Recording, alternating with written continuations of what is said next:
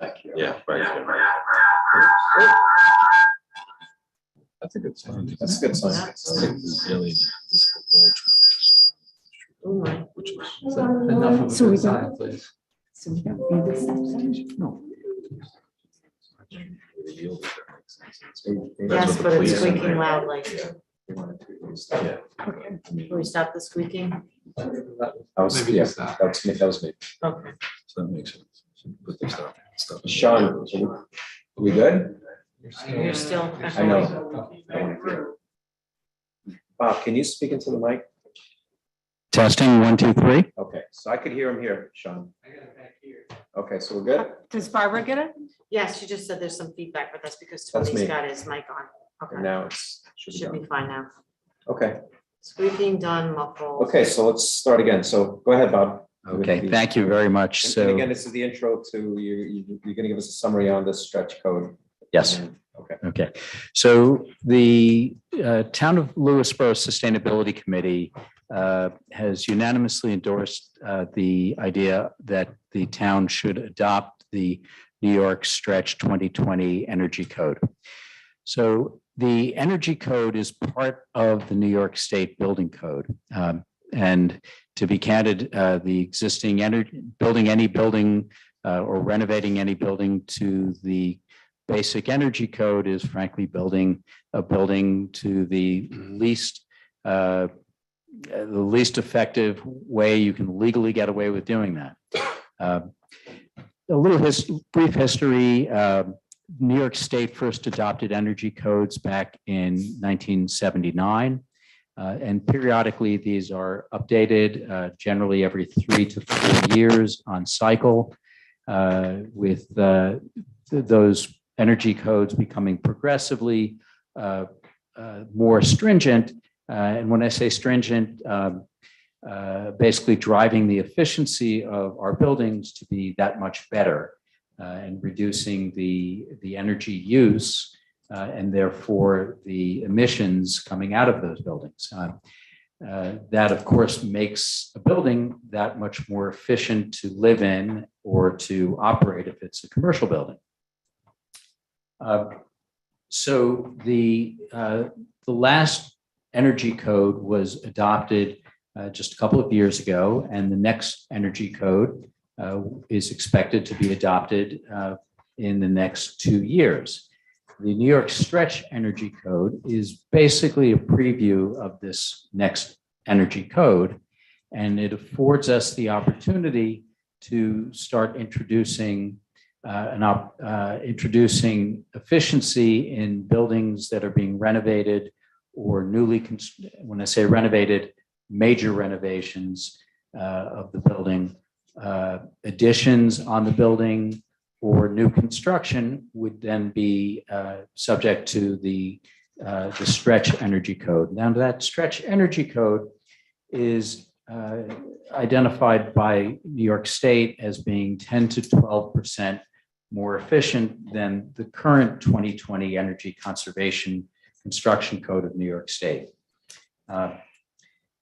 Many of our neighboring communities have already taken action to do this, to adopt the New York Stretch Energy Code.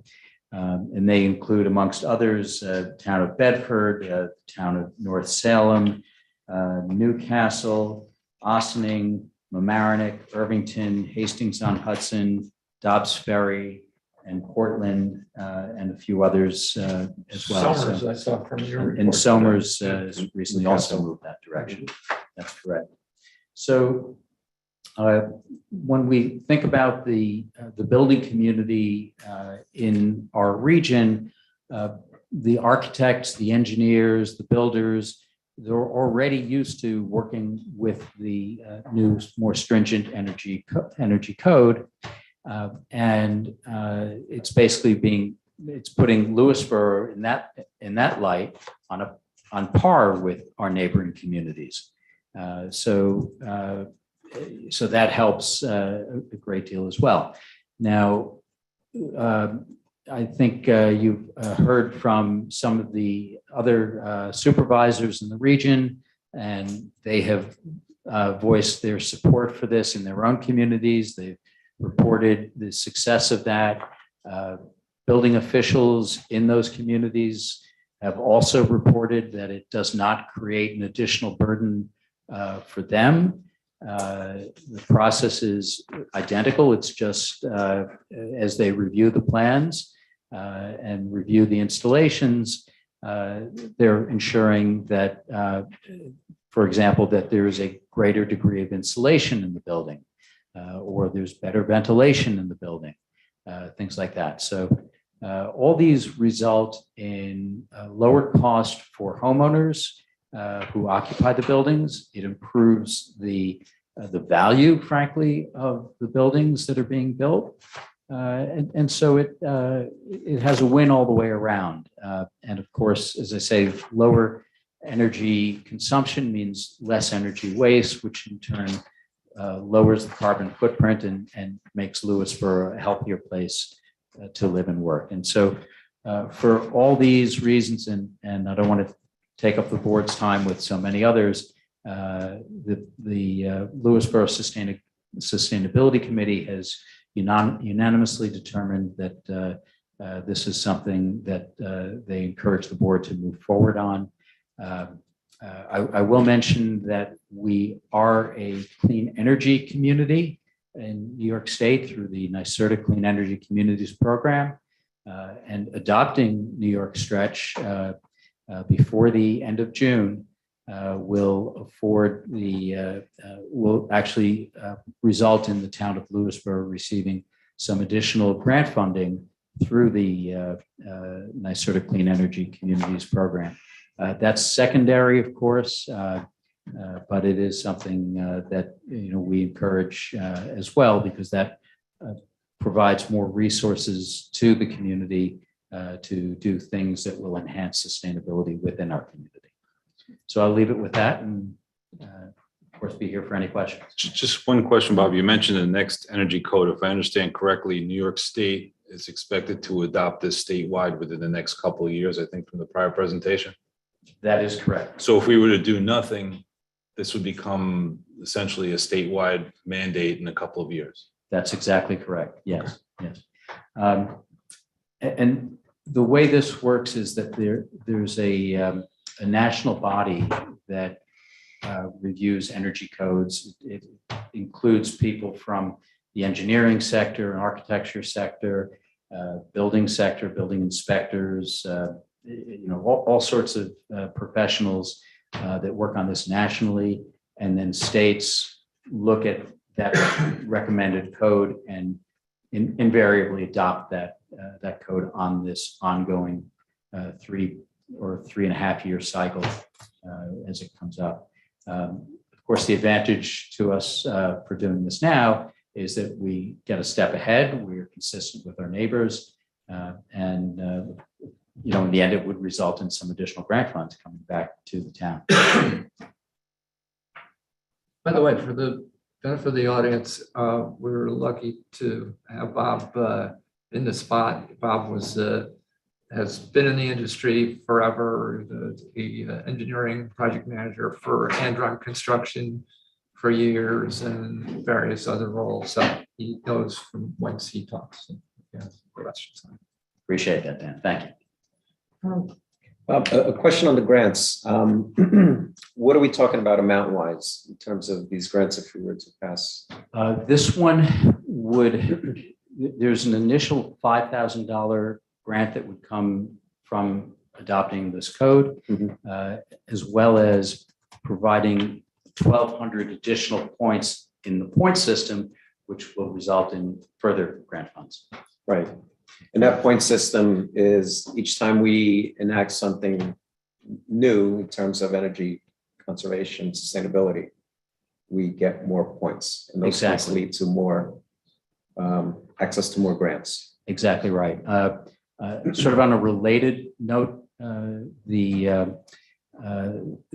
our town building officials recently attended an energy code training session, which also got us some additional points towards this. And there are free, and that energy training program was free, and also help them in meeting their continuing education credentials. Mhm, mhm. What type of grants? They're municipal grants, correct? So the grant money would come to the town for projects that the town would do as opposed to residents or contractors that are building or renovating. Is that right? That's correct. The intent of the Clean Energy Community Grant Program is for the town to use those funds towards some sustainability initiative that the town determines is appropriate and advances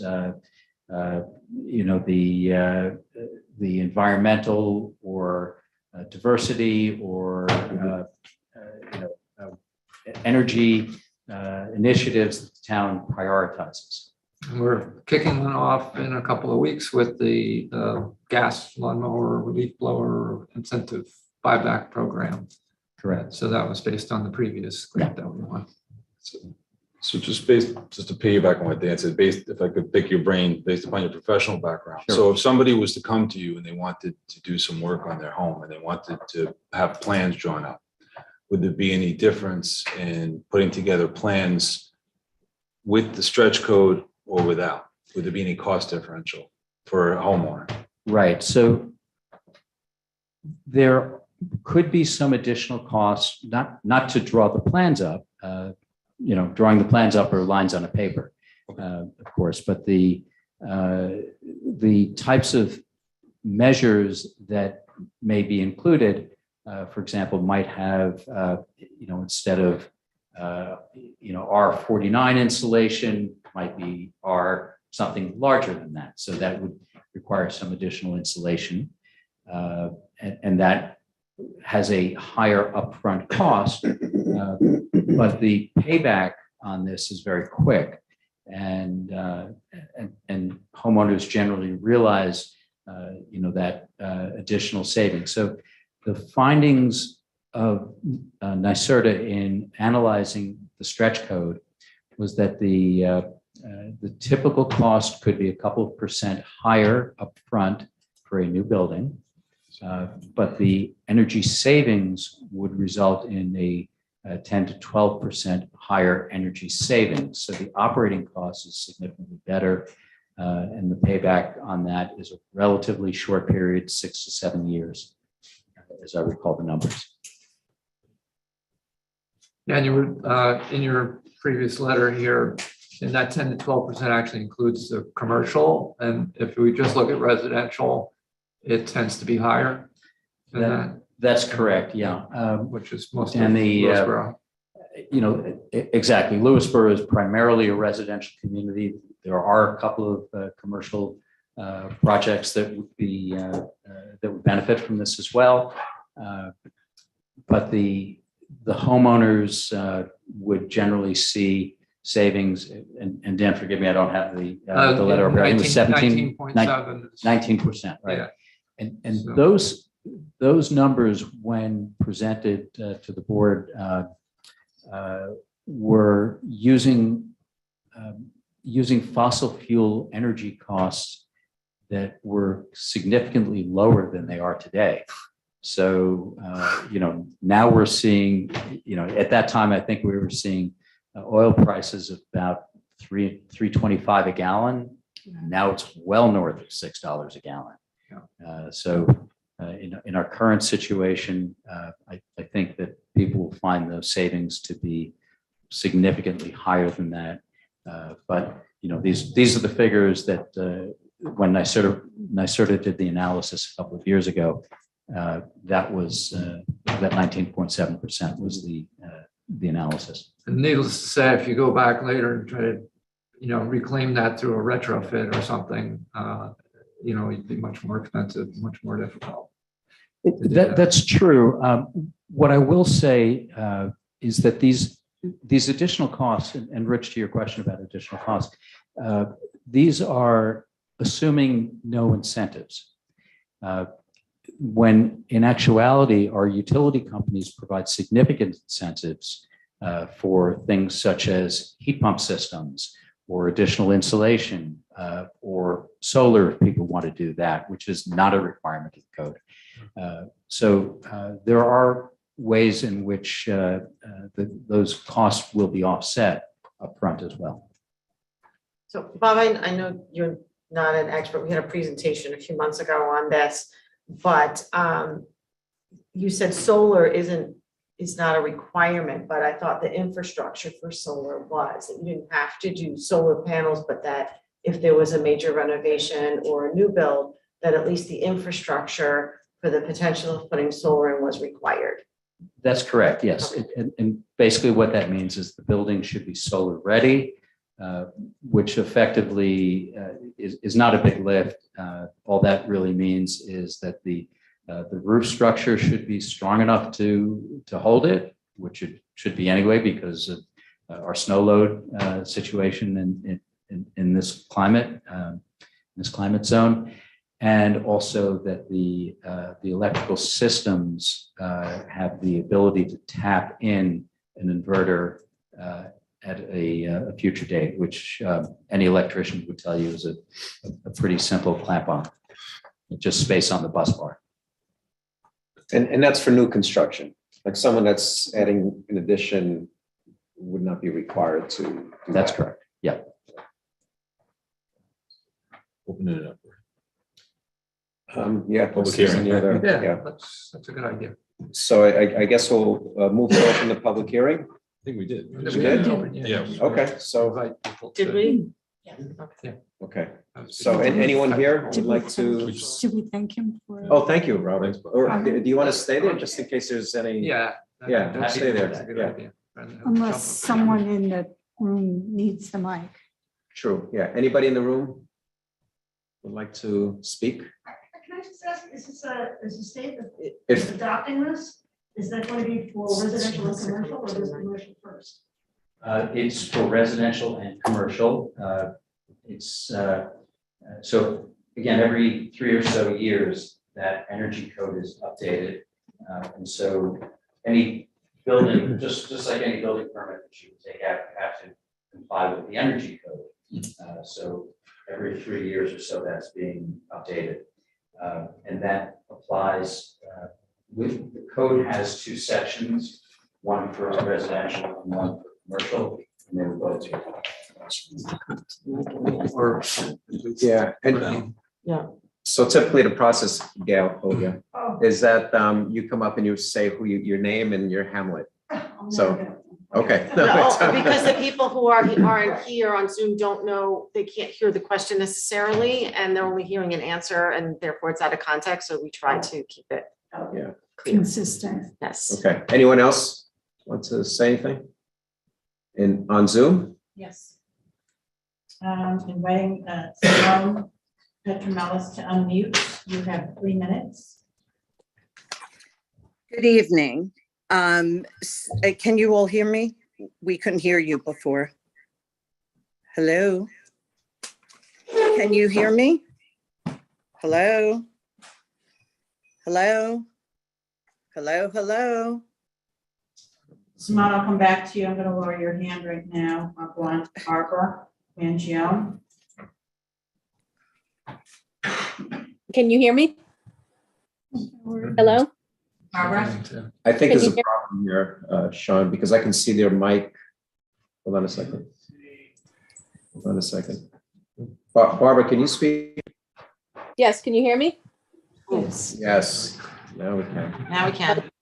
Okay, so you hear me, I'm on now. Hello? Yes, go ahead, Barbara. Okay. So the first time we discussed the New York stretch code was a couple of months ago, where I believe a representative came from, it may have been Newport Ventures, but they did a little bit of a lengthy presentation. I had a chance to read about a lot of the stretch code at the New York State site. I have some concerns about this. Heard about it once before, and now all of a sudden it's on the agenda for adoption because of the June 30th deadline. I think my concern is there's upfront costs, and I think the upfront costs are going to be a little bit higher than what is proposed in some of the documentation that is out there because of supply chain issues and because of our market. We all know that it's more expensive to build in New York, Boston, California, Los Angeles, etc. So the rate of return on that upfront cost is not going to be a couple of years. I think it's going to be more out than a couple of years. Right now, we have just unprecedented inflation. And I don't really think it's the time to start putting the burden, a more financial burden on people that either A, want to build a house or want to do renovations. The other thing is I couldn't find anything in any of the literature about what constitute a major renovation versus a minor renovation. So it really doesn't give you an idea of where you stand if you want to do something to that. They're gonna probably call me, but they I'm sorry. fixed. They said. So also, I just wanted to mention that we can kind of ease into this by maybe adopting the commercial portion of the code, and then 2 years out, it all gets, put into motion by the state. I think it would be fair to people. I think it would be fair to residents. I know every day I see increases not only in groceries, gas, but any services we hire to work at the house because of surcharges on their gas and their, everything they have to do. So I appreciate everything that Bob's doing. I think he's amazing. I watch him on the sustainability committee. But as a resident who's concerned about cost, I think perhaps we should wait until New York State adopts this and perhaps ease in by just adopting the commercial portion. Thank you very much. Thank you, Barbara. Simone Petromelis, I'm asking you to unmute. Okay, can you hear me? Yes. Okay. Bottom line is what I heard is it's going to cost the homeowners more, and you may see savings in 6 or 7 years. The New York State stretch code already exists, and for some insane reason, Councilmember Welsh and his sustainability committee wants it adopted by the town of Lewisboro, putting it in our zoning code, imposing further regulations for us to follow at a time where a country has 800,000 less jobs than we had only last year. So I agree with Barbara. And it leads me to wonder, is this a new avenue of revenue ready for tapping? Our economy is tanking by the minute, thanks to the leadership we have in our country and state. And now somehow it's become so important to pass even more laws for us to follow while we're already suffering. I don't want or need the town council imposing more and more laws on my house, my family. New York State already has done this. There's no reason for it. Gas prices are through the roof for many reasons, one being a push to get us to use electric vehicles operated by batteries. Sounds good. However, the energy for those batteries are mined from mountains and land being decimated with the use of slave labor. These laws rely on sheep mentality, the fear of asking questions, not doing your own research, being a headline reader, and having a fear of being canceled. When you speak of caring for our environment, it sounds like something any sane person would support. But the devil is always in the details. Take the time and research what's actually being pushed in the name of our environment. It's been clear that there's a voting block, which always happens when there's a majority of one party running this or any other board. I'm asking our town board to consider the fact that our roads are in awful shape. Gas prices are unaffordable. Property taxes are already high. Parents are struggling to find food and feed their babies. We have out of control food prices. Approximately 1,000 plus Lewisboro residents are still suffering with impure, dirty water, although proclamations and celebrations have already been had. And now this. Councilmember Welsh wants to rush through a vote, making a homeowner's life in Lewisboro even harder. I'm begging all of you to take the politics out of this and think of us. Council members Shaw and Sclaren and Town Supervisor Gonsalves, please do what you were elected to do and help us. Vote no to this ridiculous stretch code making our lives tougher. Councilmember Welsh, for ethical reasons, you stated to us that you were asked to recuse yourself from voting in these energy matters. I'm not sure how that translated to you bringing up and pushing these hearings and votes. I'm asking you all to vote no. Otherwise, all we will hear is you don't care about us, you aren't listening to us, and finally, you have no business representing us. Thank you. Thank you, Simone. And next, I'm asking Dean Travelino to unmute. Hi, can you hear me? Yes, we can. Great. I just want to say, obviously, I support building your house more efficiently. I spend money as much as I feel prudent to put newer things into my house, which was a fairly old house. The only question I have is, as this code is adopted in a few years in the future, it will most likely evolve. As it becomes more commonly used and the materials in there become more commonly used, they'll most likely go down significantly in price.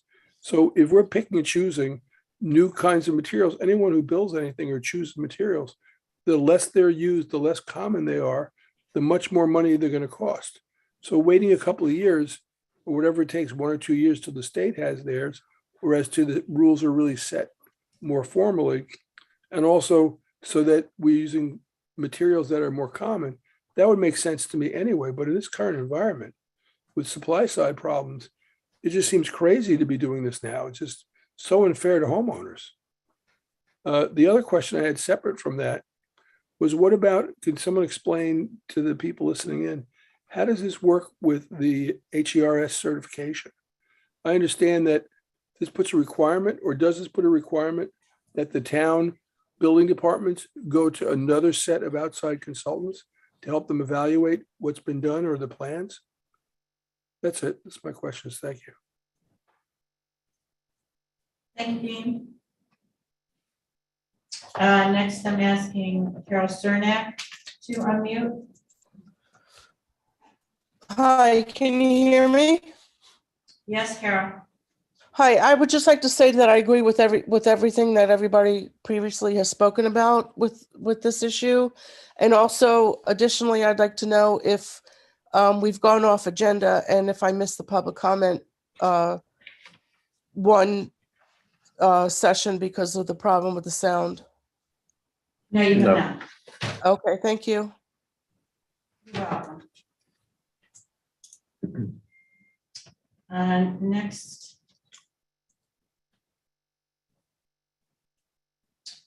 I'm asking Jim O'Connor to unmute. Hello, can everybody hear me? Yes. Hello, hopefully everybody's having the beginning of a nice summer. This is Jim O'Connor from Vista, AKA Jimbo from Vista, AKA the agitator according to the local reg paper. I have so many questions and answers and things that I want to talk about, but I'm just going to narrow it down to a few. One is ethics or lack of ethics. My comment is, where is the secretive ethics committee involvement in regards to Dan Walsh's involvement with this Sustainable Westchester and also the Sustainable Committee of Lewisboro? For me, if it looks like a pig, smells like a pig, it is a pig. I have a conflict of interest in regards to Dan. $115,000 made 1 year in 2018. Jim, this is a public hearing for the. Yeah, I know it's a public hearing. You allow me to for the speak because Chapter I'm a 92 citizen of building the code. United States and So have a right let's to stick speak. to that. So my comment is, I'm going to reclaim my time now. Okay, can I reclaim my time? If it's related to the Chapter It 92. is. It is related to that. And my question is, okay, I'll get to that also, because I know you don't want to hear about the lack of ethics you have on the board. You can bring that up in public comment, Jim. Oh, I will bring it up, and I'll do that. Okay, let me get back to the Sustainable Committee. Well, the Town of Lewisboro Sustainable Committee would endorse a tax on a dog or a cat owning, if it was proven that flatulence caused global cooling, global warming, what we call now climate change. I am shocked that the Lewisboro Sustainable Committee all voted yes. Then again, it's like the National Association of Beer Drinkers would overwhelmingly adopt free beer for all.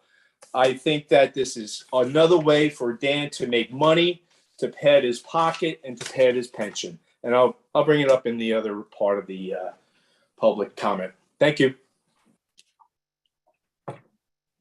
And that appears. Yeah.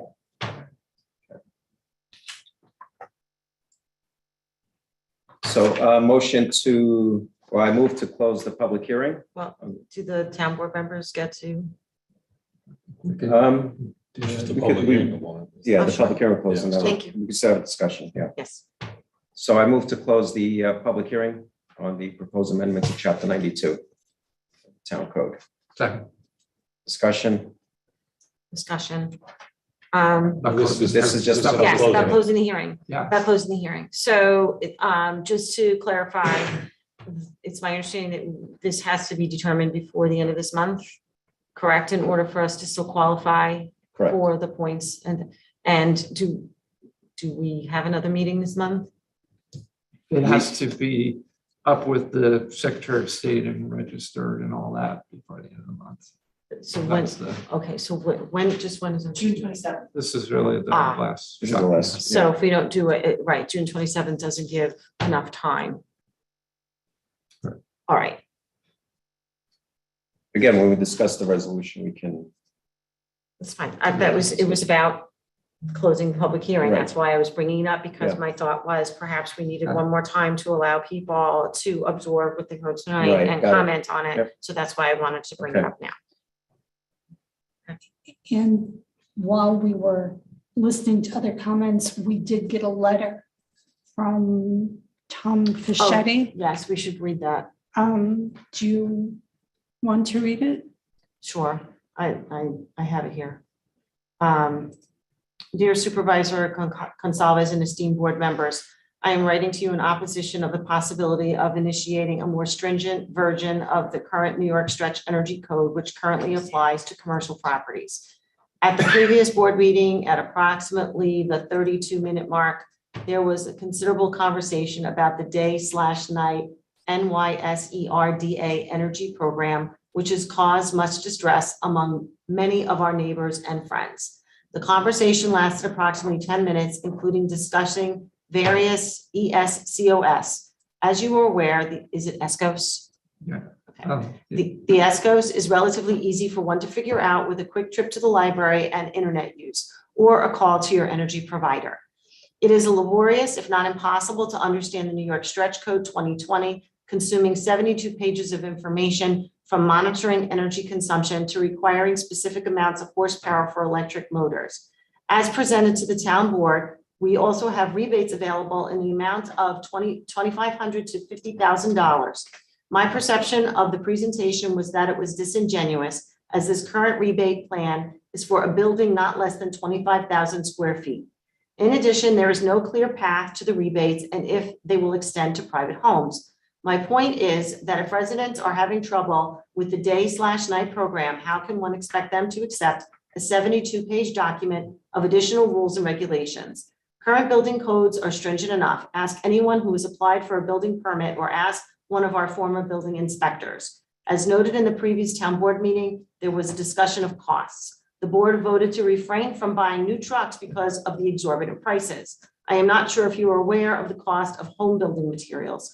For instance, 2x4 lumber went from a price of $3.76 per piece to over $7 per piece. And plywood, the staple of all home building, went from $26 to around $70 per sheet, not to mention all of the other needed materials in a building project. We are fortunate to live in such a wonderful town, and the new people who have moved here prove that.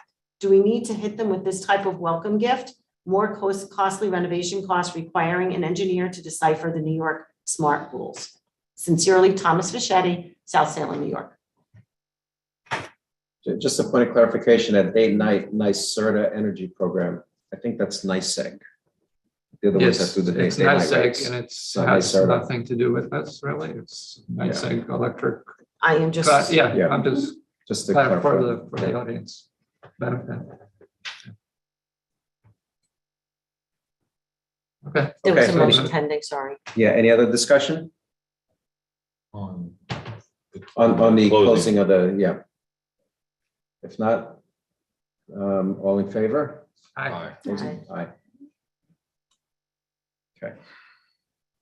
The next public hearing, Wait a second. Are we we going to go right to the end and then come back to the? We could, discussion it's- this it's later? a- We can do that. can But go we've got back. Bob here. yeah, so Yes. let's, so let's jump down to the old business, which is A resolution to consider, a second here.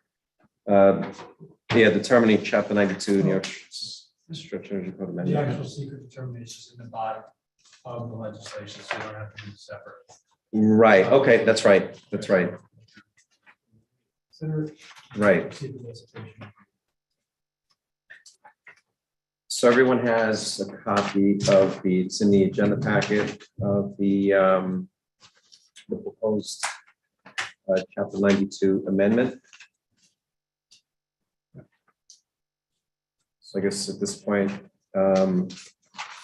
should I read this whole thing, or it's probably the agenda packet? So Now, what you can do is you can move to enact the amendment to chapter 92 as a type 2 seeker determination and as noticed and published, and then you can second it, discuss it, and see if you have a vote. Right. So you can adopt that if you want, for purposes of procedure. right, the seeker portion. You can do both together as long as you make the recitation that it's a type 2. Okay. Does Does that make anybody want a motion? Sure. So on the motion, there's two components. The first one is the negative, Type 2. To recognize secret that It's a type determination. 2. yeah, type 2 negative. Right. No, negative deck is a Yes. separate thing. Okay. Type 2 is just- Oh, it's not applicable at all. Sorry, I'm Right. sorry. It's- Yes, I might, yes. I might And secret. to And then enact to adopt. as noticed and published, or adopt as noticed and published, and you can Okay, make that Got motion, it. second it, and discuss. got it. So I move that we recognize this amendment of the chapter 92 as a secret type 2 action, and that we move to adopt the amendment to chapter 92 of the building code, i.e. the stretch code, as presented.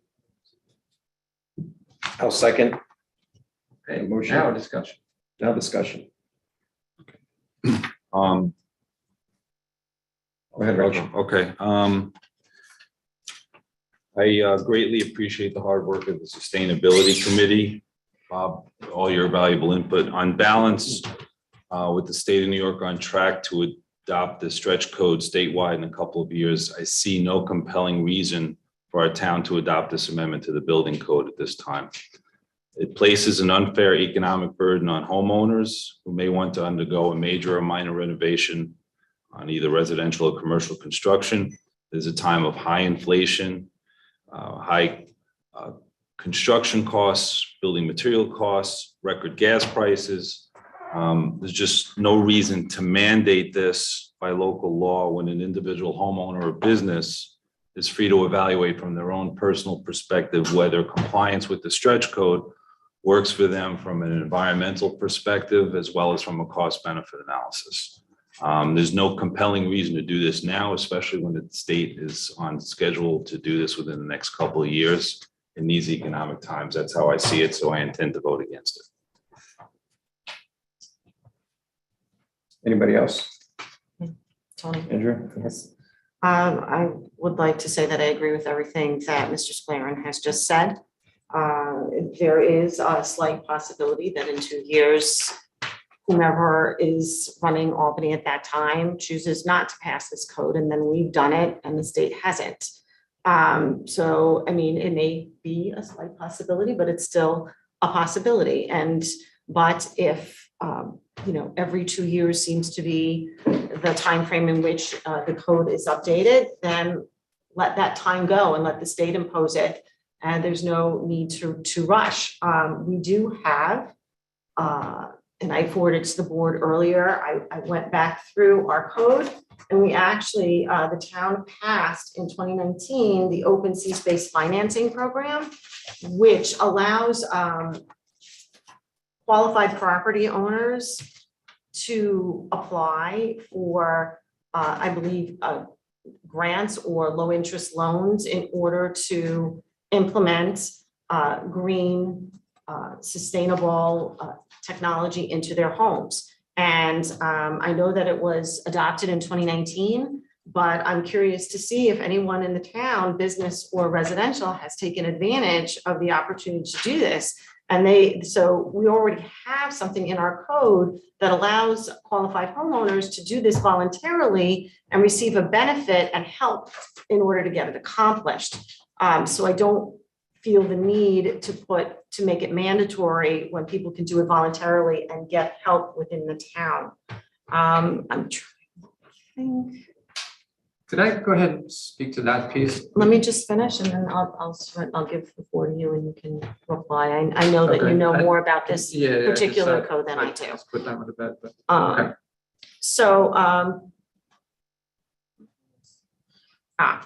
in the past year, I have heard a number of complaints from residents and business owners in town in dealing with the town's building department. I'm not going to say that I agree or disagree with any of those complaints, but one of the more prominent complaints was the fact that they would submit plans to our building department and they would receive feedback.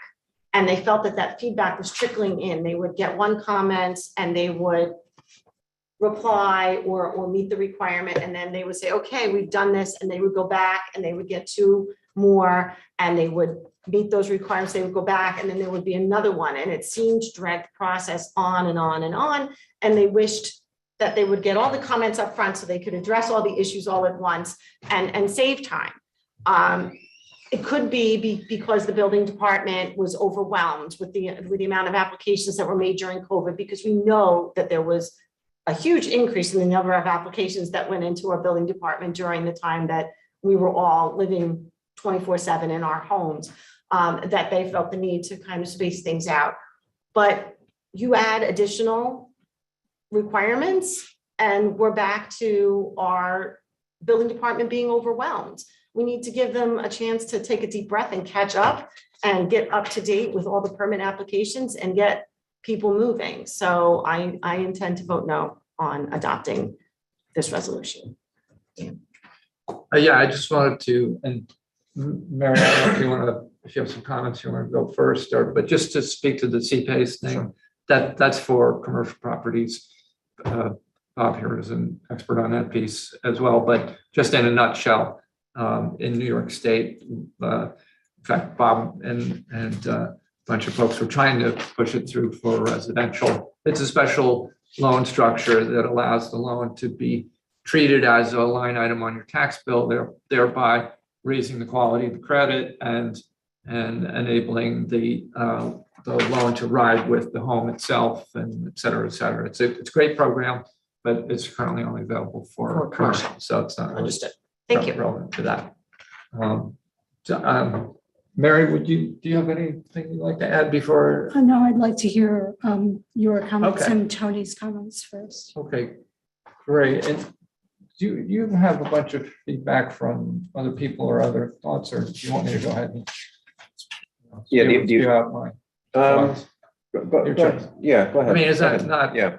I'm going to be pretty simple about this. The idea that this is a huge burden to people, I think, you're talking about a measure that has a net cash positive return for people. And most people, when they are doing these big projects, they're financed. And if they're financing at 5% and their return on if it's they're saving 11%, or if the return is 10 years or something, they're still cash positive on that. So I think as a financial, people are not just pulling money out of their wallets to do these things. Generally, there may be exceptions. So I think on the whole, this is a very positive economic thing, and it's something that they'll ultimately be thankful for, because energy costs are, material costs we're hearing, might go down, but energy costs are not likely to head downwards. So ultimately, it's kind of an insurance policy for people that they'll be happy about. Secondly, on the environmental side, the idea that these things can be viewed, in this day and age as something of sort of, up to an individual to judge.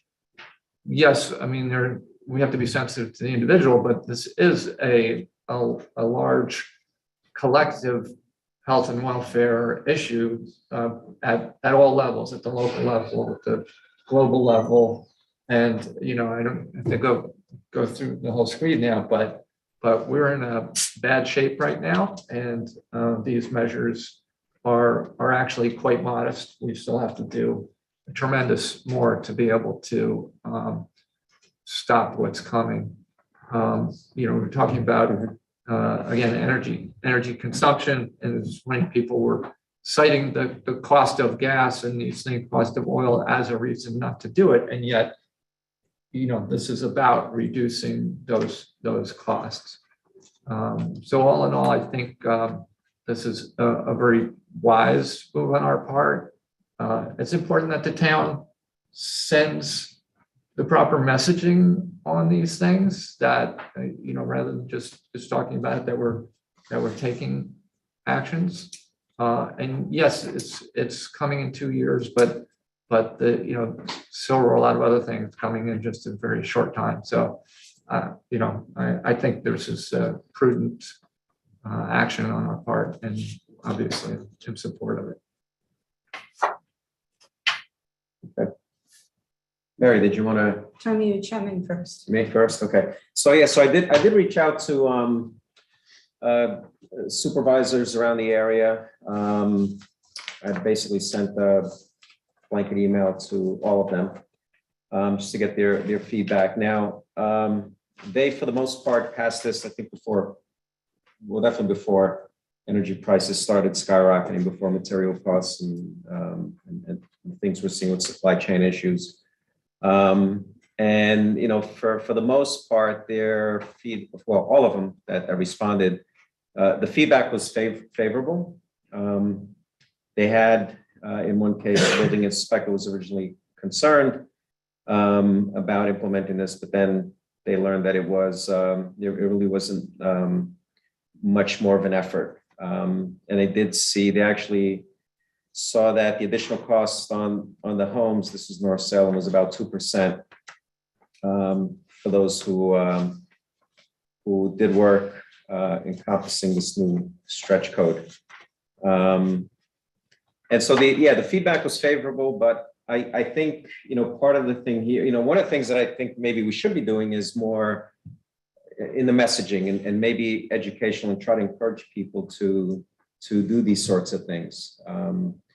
It's great to have it in the code, but then you're forcing them to do this and incur additional costs.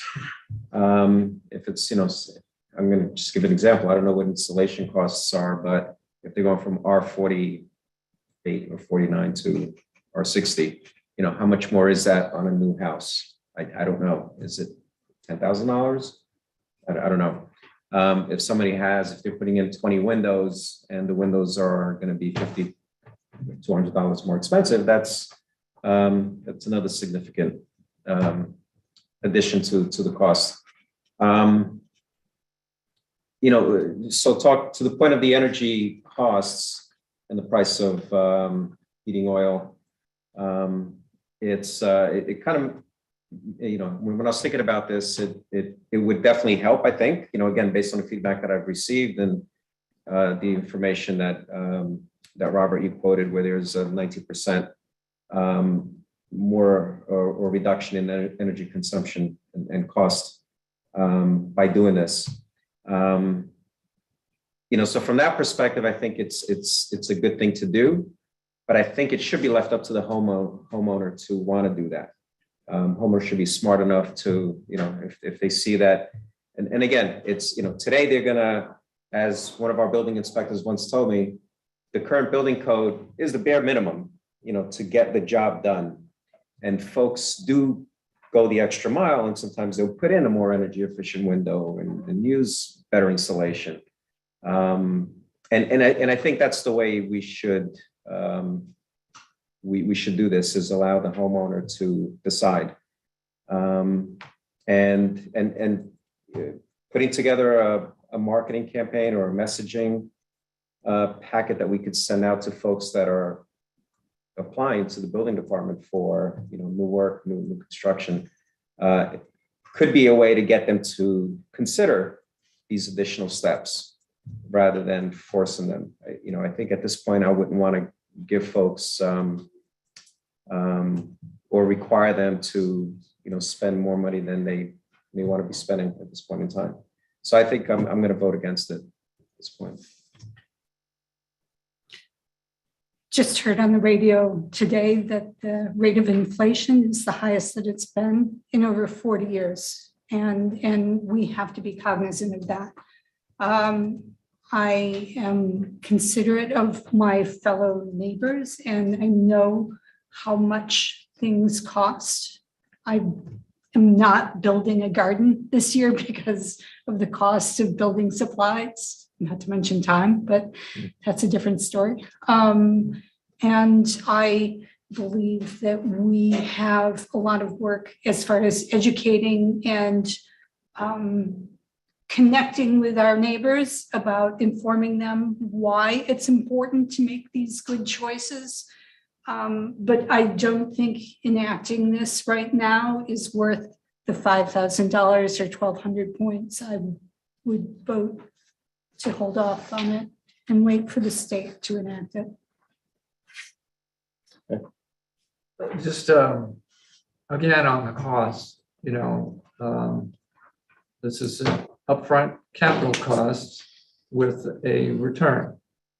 So if we call it 2%, and that's $2,000 on every 100,000, and if the construction part of a new home is $400,000 or something, aside from the land and everything, then that's about $8,000.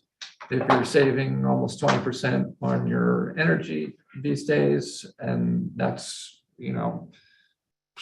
thousands of dollars worth of energy in a year, so you're saving $1,000 a year on that.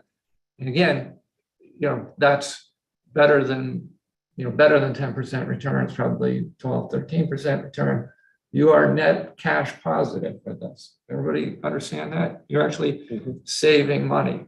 So on the face of it, it looks like this is being kind to your neighbors. But the fact is, contractors do not, when they go and they're talking to people about doing a home for them, the people are looking at the sticker price. That makes sense, right? But what they're not doing, because it's not required, and it's more the pity that if our construction was organized so that people were buying based on a total operating cost, then they would know about this. But because they're only seeing that first sticker price and they're not seeing the operating cost, therefore they don't really know what the cost is going to be to them. And as far as the contractor is concerned, they want to sell that low sticker price. So this code is actually helping people to get a handle on what those costs are. Otherwise, they're being left to, as I say, just a contractor who, more power to them, but they're in the business to sell based on the sticker price. We are helping them to make the connection to the total operating cost of the house. And to say that we're going to be kind to them, you're actually not being kind to them. They're going to end up spending more money on it. On the environmental side, again, this is, we have lots of environmental rules. We have them for a reason, because there is a public purpose to it. We're trying to get from here to there. We're in a bad place now. We need to get there. It's, if everything is just about, if somebody happens to, know about this and know how to go the next step on it, which is very few homeowners, quite frankly, very, very few. The average contractor, you're not going to have those discussions. And you can put a flyer in the building department and, say, hey, you ought to take a look at this. But by the time people get to the building department, they've already worked with their architect. The drawings are all drawn. They don't want to slow down now because they've already got money invested. Too late. So I think that people ought to consider, that bigger aspect of this. Dan, I don't disagree that the goal is a positive one. Just at this time, right now, where we are, especially, I don't typically make it a habit of telling people how I think they should spend their money. But now, in the time that we're in, I even feel more compelled to keep myself out of telling people how they should spend their money. And, we're saying that a lot of times people will see the benefit in 6 to 7 years, maybe a little longer. Some people aren't staying here 6 to 7 years. And they're gone long before they ever feel the benefit of that investment. And although I agree it's a positive, and even more positive for those who are going to be here for 15, 20 years, just right now with the way the economy is, I just feel even more compelled to say, I don't want to tell people how to spend their money. Some It's okay if I speak at this point in time. So one of the reasons Tony? that I'm sorry. Yeah, we're closing. I the was public hearing. Oh. finished, the public hearing was closed. I Okay. thought we were just into discussion, so Okay, Bob was good point, asking good for point. permission Oh. to talk again, and I thought we were past that. I don't want to cut it No, off. it's but- fine. I don't know what the protocol is. Keep it short, Bobby, but Sure. go ahead, you can, So one of the reasons that the committee was looking to move this forward was that we're hoping to have the value of the homes be that much better by having these homes be that much more energy efficient. If to the example that somebody mentioned about somebody might sell their home in 6 years or something like that and move away, then somebody who's moving in is buying a home that is less efficient than it could well be. And I think it would help the community if major renovations and new construction homes are of a higher quality, more energy efficient. And I do believe that the energy savings that we're going to be seeing as a result of this will make Lewisboro a more affordable community for people who would move in here. So I'll just leave it at that. I don't want to take the time. You want to say something? Well, I appreciate everything that Dan said, but I see no reason while an individual homeowner or resident of this community can't, based upon their own evaluation of it, come to the same opinion that Dan has if it works for them. And that's why I think it should be mandated. Somebody could come to exactly the same conclusion that Dan has brought forward here without mandating it under the law. But as I said, the likelihood that they will actually encounter these options and in real life is slim to none because of all the way we structure our interactions with contractors. Contractors are not motivated to say, hey, here, you can do this because the sticker price looks higher, even though the net operating to the actual homeowner will be a net positive. So saying that they could do this, yes, theoretically they could, but that would only be a theory. That would actually not happen. Well, your Right.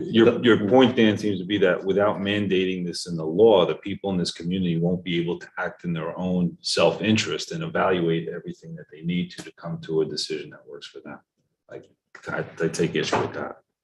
I think that the people can figure out what works for them in this situation. I'm not questioning the sort of ability of homeowners to understand the, things when they are presented with them.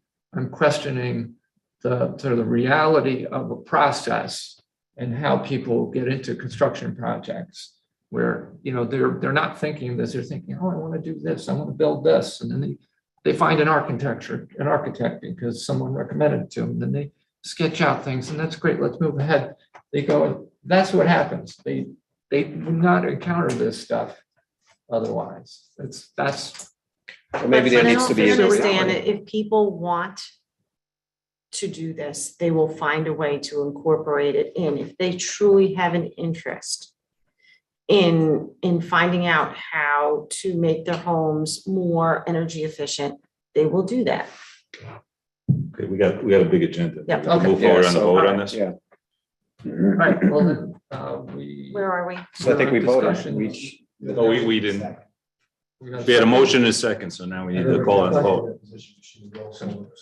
So roll call. Andrea, No, Dan, Yes. Mary, No, Rich, No. and no. Okay, next, thanks, Bob. Thank you, Bob. thank you, Bob. So we're second public hearing? Yeah, so I move to open public hearing for the proposed amendment to chapter 199 taxation. And basically just to give a brief summary, this is it's increasing the alternative, the amounts associated with the alternative veterans exemption in the real property tax law. So does anyone here want to? Well, we need a second to open the public Oh, hearing. sorry. Second. Discussion, all in favor? Aye. Anyone here want to say anything? How about on Zoom? I have one hand up. Okay, Simone, I don't, it's been up, so I'm not sure if she wants to talk about this. She wrote it. so- okay. So then I move to close the public hearing regarding the amendment for chapter 199. I'll taxation. second. Discussion, all in favor? Aye. Aye. So now we should jump to the resolution. Yes. Seeker, Type two. right, I move to adopt as spelled out by council. I second. discussion? All in favor? Aye. Aye, Do we need to roll call this as well? we do. No? Sure. You're all five ayes, you know. Yes. Oh, yeah. So we're good, it's good enough, okay. All right, so that's done. The next public hearing is the proposed amendment to chapter 212 of the Vehicle and Traffic Law. And this was related to the connector roads in town, whose speed limits were still set at 30 miles an hour. So it's, We got approval to, so it's 5 State connector Senate. roads reducing the speed from 30 to 25 25. based upon state legislation that was passed, right? correct, Yes. So And We're- those roads are Main Yeah. Street, right, I'm sorry, I live in Vista. Escalita, Spring Hill Lane, and West Lane. so we need a That's second correct. to open the public hearing on this, I'll right? second. discussion, all in favor? Aye. Any comment from the floor regarding this amendment? How about on Zoom? In that case, I move to close the public hearing. Second. Discussion? All in favor? Aye. So now we go to the resolution. So this is a determination of chapter 212 as a type 2 matter. I move to set that secret determination as type 2. And adopt the amendment to chapter 212 of the Vehicle and Traffic Law. As noticed and published. As noticed in public. Second, Second. discussion? All in favor? Aye. Aye. Okay. So now we're at public comment number 1. Public comment number 1. Anybody on the floor here? Public comment? Anybody? This is when you can speak about anything. Oh, no, no, that's okay. Foreigners first. Foreigners first. Okay. Three Hi, minutes, yeah. 3 minutes. 3 minutes. 3 minutes. Hi, my name is Caesar Bryan, and my wife and I live at 65 Todd Road, which is a mile in from Route 22. We've lived there for 22 years. And we have a problem with the dust that is coming from traffic on Todd Road. Part of our house is 3.5 feet from the road, from the border. That's our guest house. Our main house is 20 feet, and it was built in 1790. And since we've lived there, there's been a change in the treatment of the road.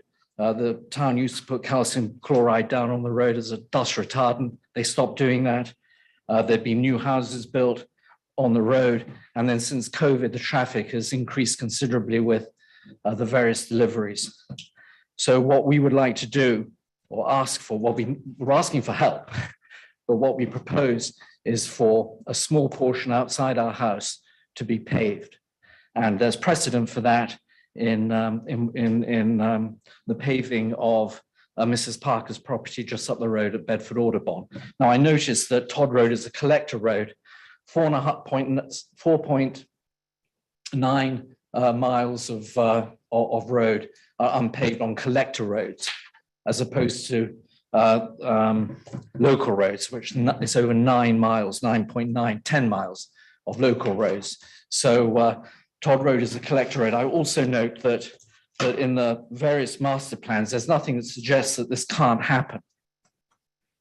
And just to make a final note, indeed, in the master plan, it says that the west end of Todd Road, to preserve the rural atmosphere of Todd Road, any future development on land bordering Todd Road to the south should incorporate a parallel local road. Now, I don't know exactly what that is, but there's been building on the south side of Todd Road since this was written, and I don't observe any parallel roads. So once again, I'm looking, my wife and I are looking for some relief, and that would include a very small portion of that road being paved, less than half of 1/10 of a mile, something like 150 feet. And I would ask the board or invite the board to come to my house. I mean, we can't open the screens because the dust just piles in. So I don't know what the next step is. The supervisor invited me to come and address you folk, and I'd like to know what the next step is. I believe I was there. You were, yes, ma'am. I was, correct? Yes. I remember having this conversation with you Yes. in your beautiful home, and I remember seeing the dust and having this conversation. Unfortunately, I didn't get to meet your wife at that time. You were expecting company, and she was preparing. Well, she'd have done a much better job. I mean, and also, you know. Yes, I do remember this. Yeah. What So would be our we'll next We'll step? circle up and then get back to you. Okay, but I mean, there's just a couple of final, am I allowed 20 seconds? 10 seconds. Okay, I mean, I've actually studied a little bit of the master plan, and I've been told absolutely no master plan, no, can't do it. And my research, unless I'm missing something, actually suggests something different. Okay, we'll take a look at that. Thank you very much. Can I ask one question? You may. Yeah. Go ahead.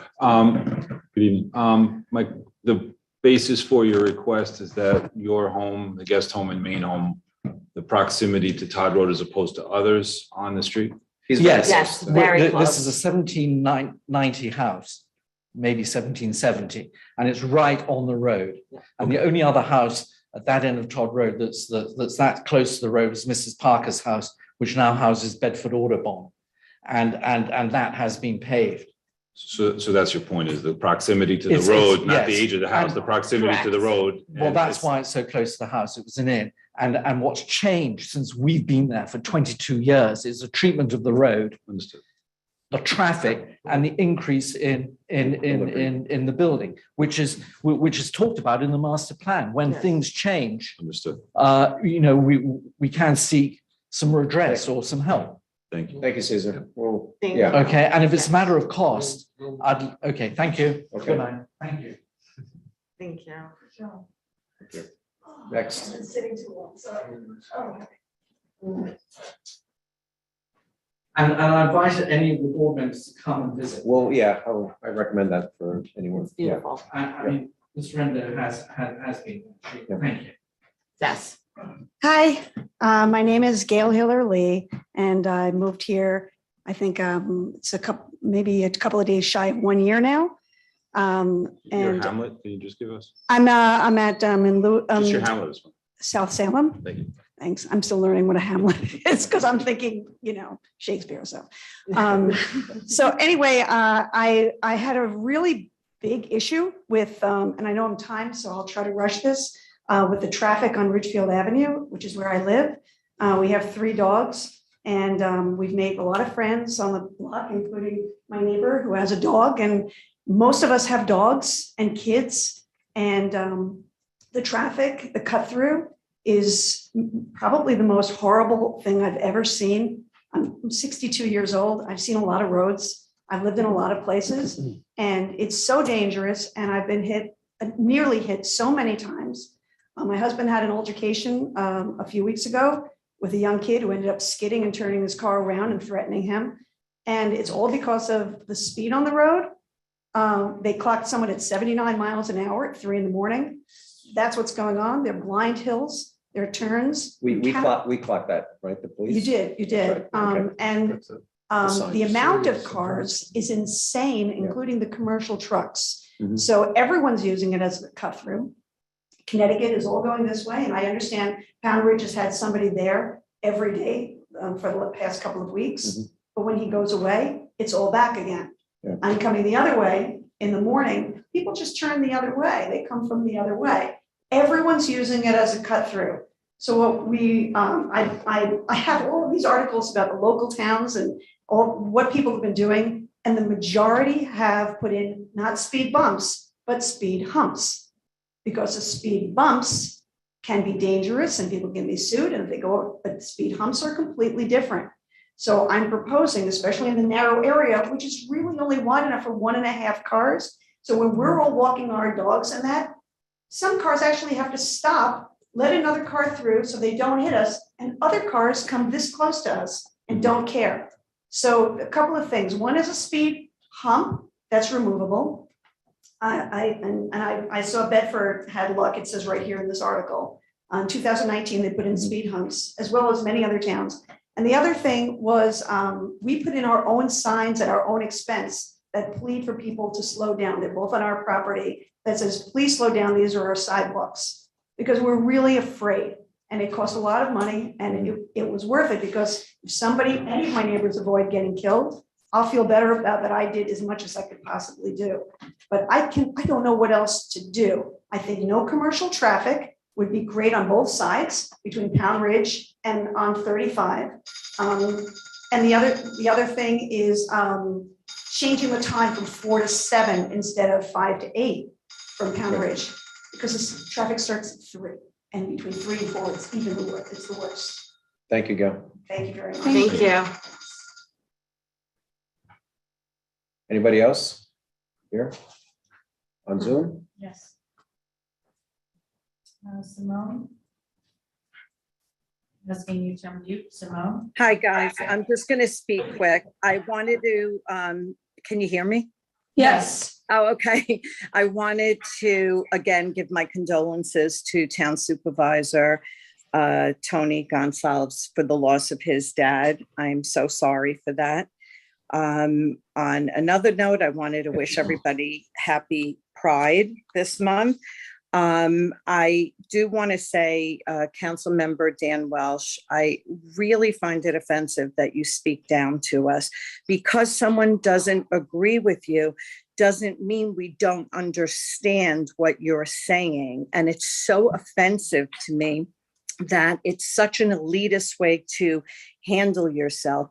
And it comes across. I would ask if you could listen back to some of these meetings and you can understand where I'm coming from.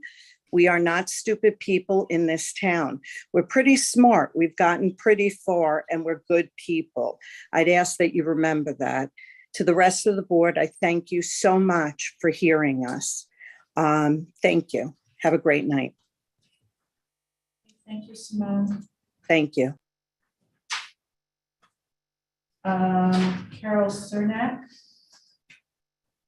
I'm asking you to unmute. Hi, Carol Cernak, South Salem. I'd like to speak in advance of the town board discussing the next steps in the timber pile at the Salt Dome according to tonight's agenda. I'd like to make a recommendation to the town board, if not previously considered. The current pile is roughly less than 20% from the town of Lewisboro and probably about 80% from Hickory Homes operations. Those timbers that are there are way too big for the town to have handled.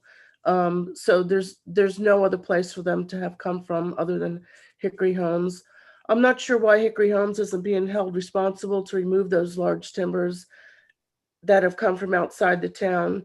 To move forward in any other manner would be inappropriate, irresponsible, not accurate, not financially responsible to the taxpayers of the town. An 80-20 split would be the only way it would have been advantageous for Hickory Homes to operate at that site for those few years that they were there. I appreciate your due diligence in having the mulch pile removed, but what I don't understand is if the mulch pile was owned by Hickory Homes, again, why aren't the large timbers that are the majority of the pile not belonging to Hickory Homes? Why should the taxpayers foot the bill? Our highway supervisors has said over and over again that the operation with Hickory Homes was a savings for the town and such a great deal. It's not currently looking that way. Having that timber pile removed will cost the town tens of thousands of dollars. Again, why should the taxpayers be responsible for this cost? Clear the pile and start from scratch. It's the only way to know how much timber the town is harvesting and to have a clear dollar amount for each year's future budget. Thank you. Thank you, Carol. That's it, Tony. Okay. Next, communications. We do have Katie McGinn is on. She's going to provide a steering committee. This is the comprehensive plan steering committee quarterly update. So, Katie, if you can raise your hand. And then we'll have to allow her to share her screen. I just want to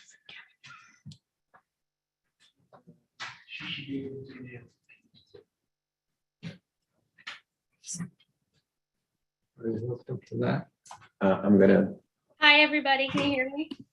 Hi, Katie. Yes, we can. Okay, great. And you can see the slides? Yes, we can. Hold on one second, Katie. I'm gonna put it up on the screen here. Sure.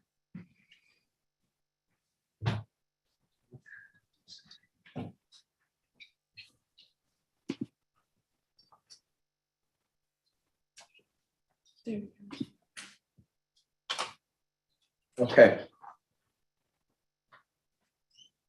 Okay. All set, Katie. Great, thank you. And also I have Valerie from Nelson Pope Voorhees is on the call as well.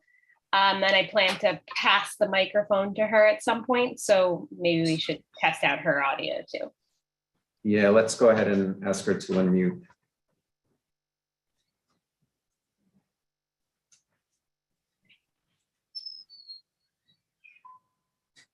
Good evening. Okay, great. So thank you so much to the board for having us tonight. The Comprehensive Plan Steering Committee has been working together for over a year now. And we just crossed a really exciting threshold in the project. So tonight's quarterly update will be quick, but it will cover some exciting stuff that's going on. My name is Katie McGinn, and I am the chair of the Comprehensive and Master Plan Steering Committee. That's our formal name. The other members of the committee are Charlene Indelicato, Larry Mango, Mark Robbins, and John Wolf. Our administrator is Kirsten Conran. And we also have our consultant to the Comprehensive Plan Project, and Valerie Monastra is the project manager, and she's here with me tonight. Just for everybody's benefit, in case you're not familiar with our committee and the work we've been doing, our previous presentations to the town board were July 26, 2021, October 25th, 2021, January 24th, 2022, and March 29th, 2022, pardon me. So if anyone is interested in catching up on that content, the updates are detailed in the town board meeting notes from those dates. And also the actual slide decks and the notes are available on our page on the Lewisboro website. So if you just visit the Lewisboro page, and then you can find us under committees and councils. That site, our committees and council page on the Lewisboro site is full of really great resources, including a working project timeline, educational resources, and lots more.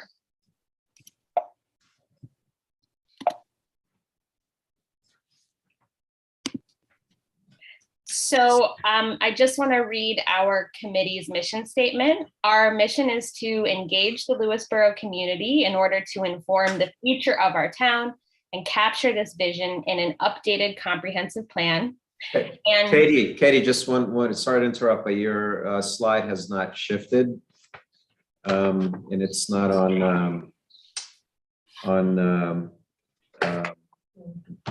it's on Zoom, but it's not presented. It's not full screen. Yes, that's what I was looking for. Yeah. okay, let me see if this. There we go. It's not in slideshow mode. Okay, I'll just leave it like this. Let me adjust a little bit. Okay, there you go. That's still big enough? That's good. Yep. Okay. Okay, let me just bring my notes back up. So the second part of our mission is to ensure fair and equal opportunities for all members of our community to provide input throughout the multi-year process. So for more information about how our committee is committed to our mission, please refer to our previous presentations to the board, particularly the consultant search recommendation document that we presented to the board in March. That document is available on our page on the town site. It's about 30 pages. It details all of the work that we've done to date. It gives some information about how we administered our kickoff survey, to which we got over 800 responses. And our website is also filled with the agendas for our meetings, the minutes for our meetings, and the recordings for our meetings on YouTube. And you can see throughout, we're really committed to being facilitators of this comprehensive plan process. We know, the committee knows this is not about our opinion, it's about the community's opinion. And we're really, really committed to reaching out to the community over the next couple of years and hearing as many voices as possible. So I just want to highlight the project timeline. Where we are now is the very end of the introductory phase. So we still have a long ways to go, but we want to thank the board for making a decision on the consulting firm and bringing Nelson Pope Voorhees on board in the past month. Right now, we're starting our preliminary consultant meetings and finalizing the project plan. And starting likely in the fall, we will be kicking off the second phase of the project, which is the community engagement phase. There will be significant community outreach and engagement. We need to fully investigate community issues and opportunities.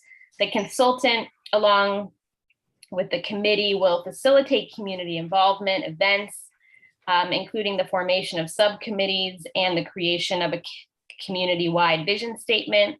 Again, during the community engagement phase, we're really committed to fair and equal opportunities for all community members to get involved.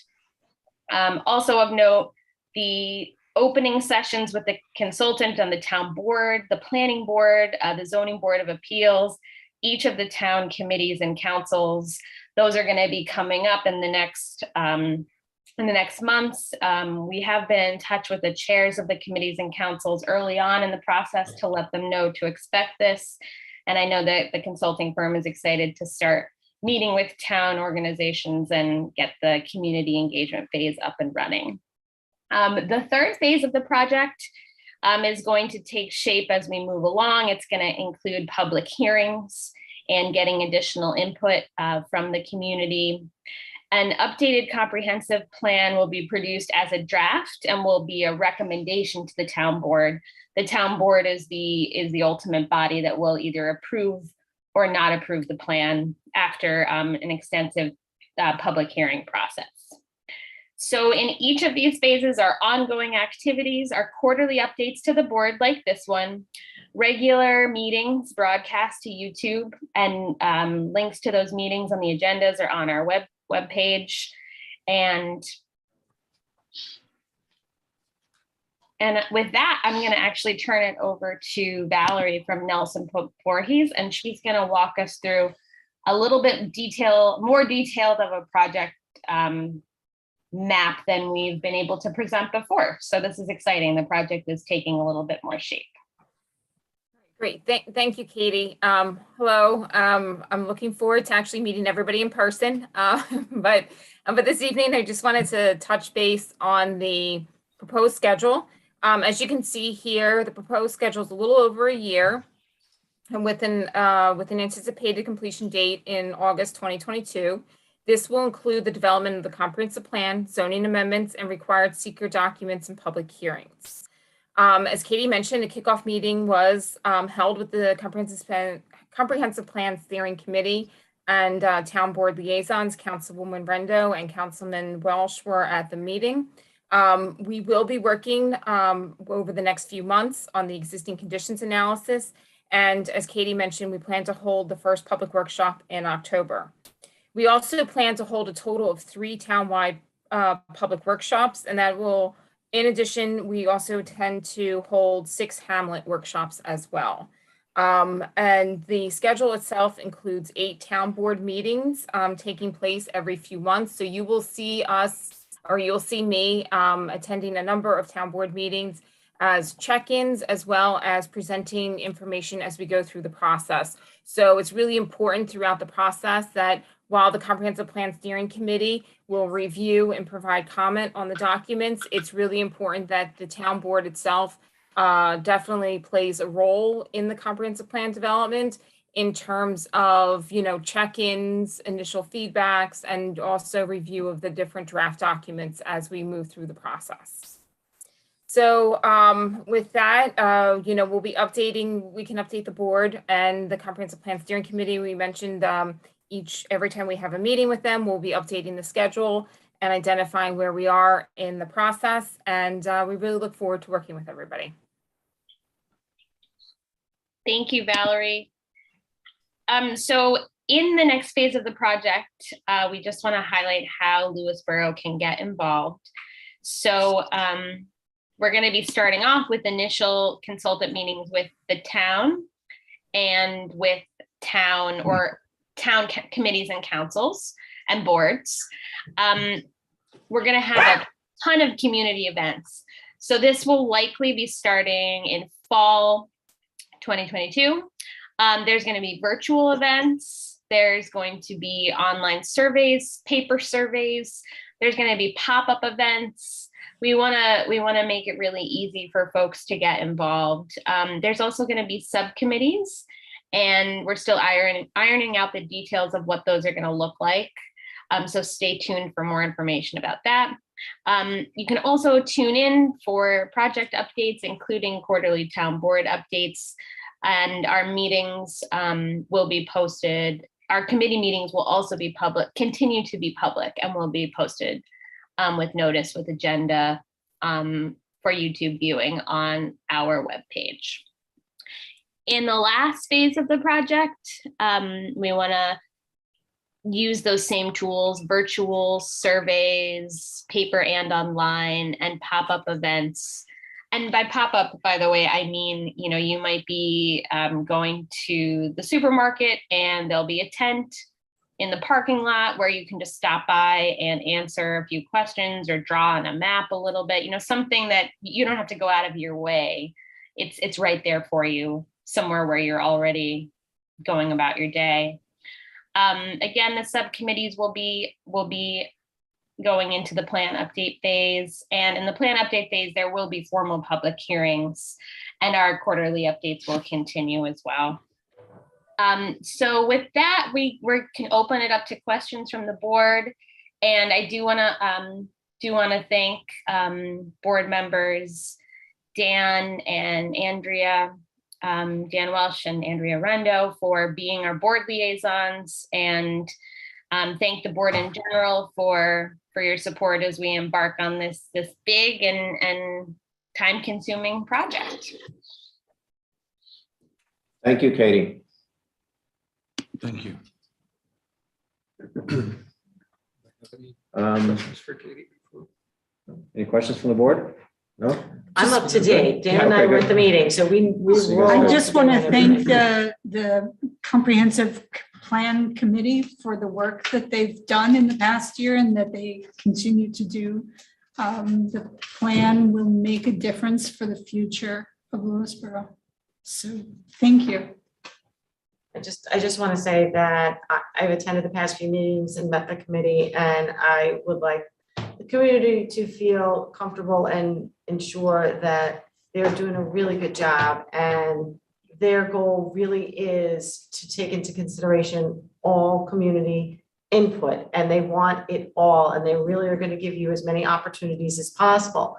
But at the end of the day, if we as residents don't participate when asked, then we can't expect our voices to be heard. So I will encourage each and every one of you, when the opportunity arises, to please give us your opinion, give the committee your opinion and your ideas, and they will be taken into consideration and incorporated into what we hope is going to be a very successful update to the master plan. What's the best way for people to contact the committee directly right now with input? Should they just Well, email, or what's the best? Yeah, I way? think email, the contact information is on the website, right, Katie? And in addition, the website's going to the town website will notify everyone when they're going to be having the pop-ups, and I think most importantly, the Hamlet meetings. And, we even preliminarily discussed potential locations to have in-person meetings in the various hamlets, and some are more difficult than others to find locations. And then in addition to an in-person meeting, what other opportunities can we supply each of the hamlets so that they have contact with the committee and the volunteers on the committee to provide their input? And the answer to your question, Rich, like anytime that question comes up, is sign up for the town email list, and then Yes. you'll get that information. Okay, great. Thanks again, Katie. Thanks, everyone. Thank you, Katie. Thank you, Val. Next you. is the consent agenda. I move that we approve the minutes of May 23rd as well as May 31st. That was not on the agenda, but should have been. May 31st. Yeah, that was the Yeah, the Yeah. special meeting we had. gotcha. As well as the building department and police department reports for May. Second. Discussion? All in favor? All right. Getting back down into the old business, the tax certiorari with Walkabout Country Club. This is, let's see here. So this is a resolution to regarding the tax assessments that were made for Walkabout Country Club. Is there anything else Greg, that we should mention about that? Or? Just that you're resolving the two pending matters, and that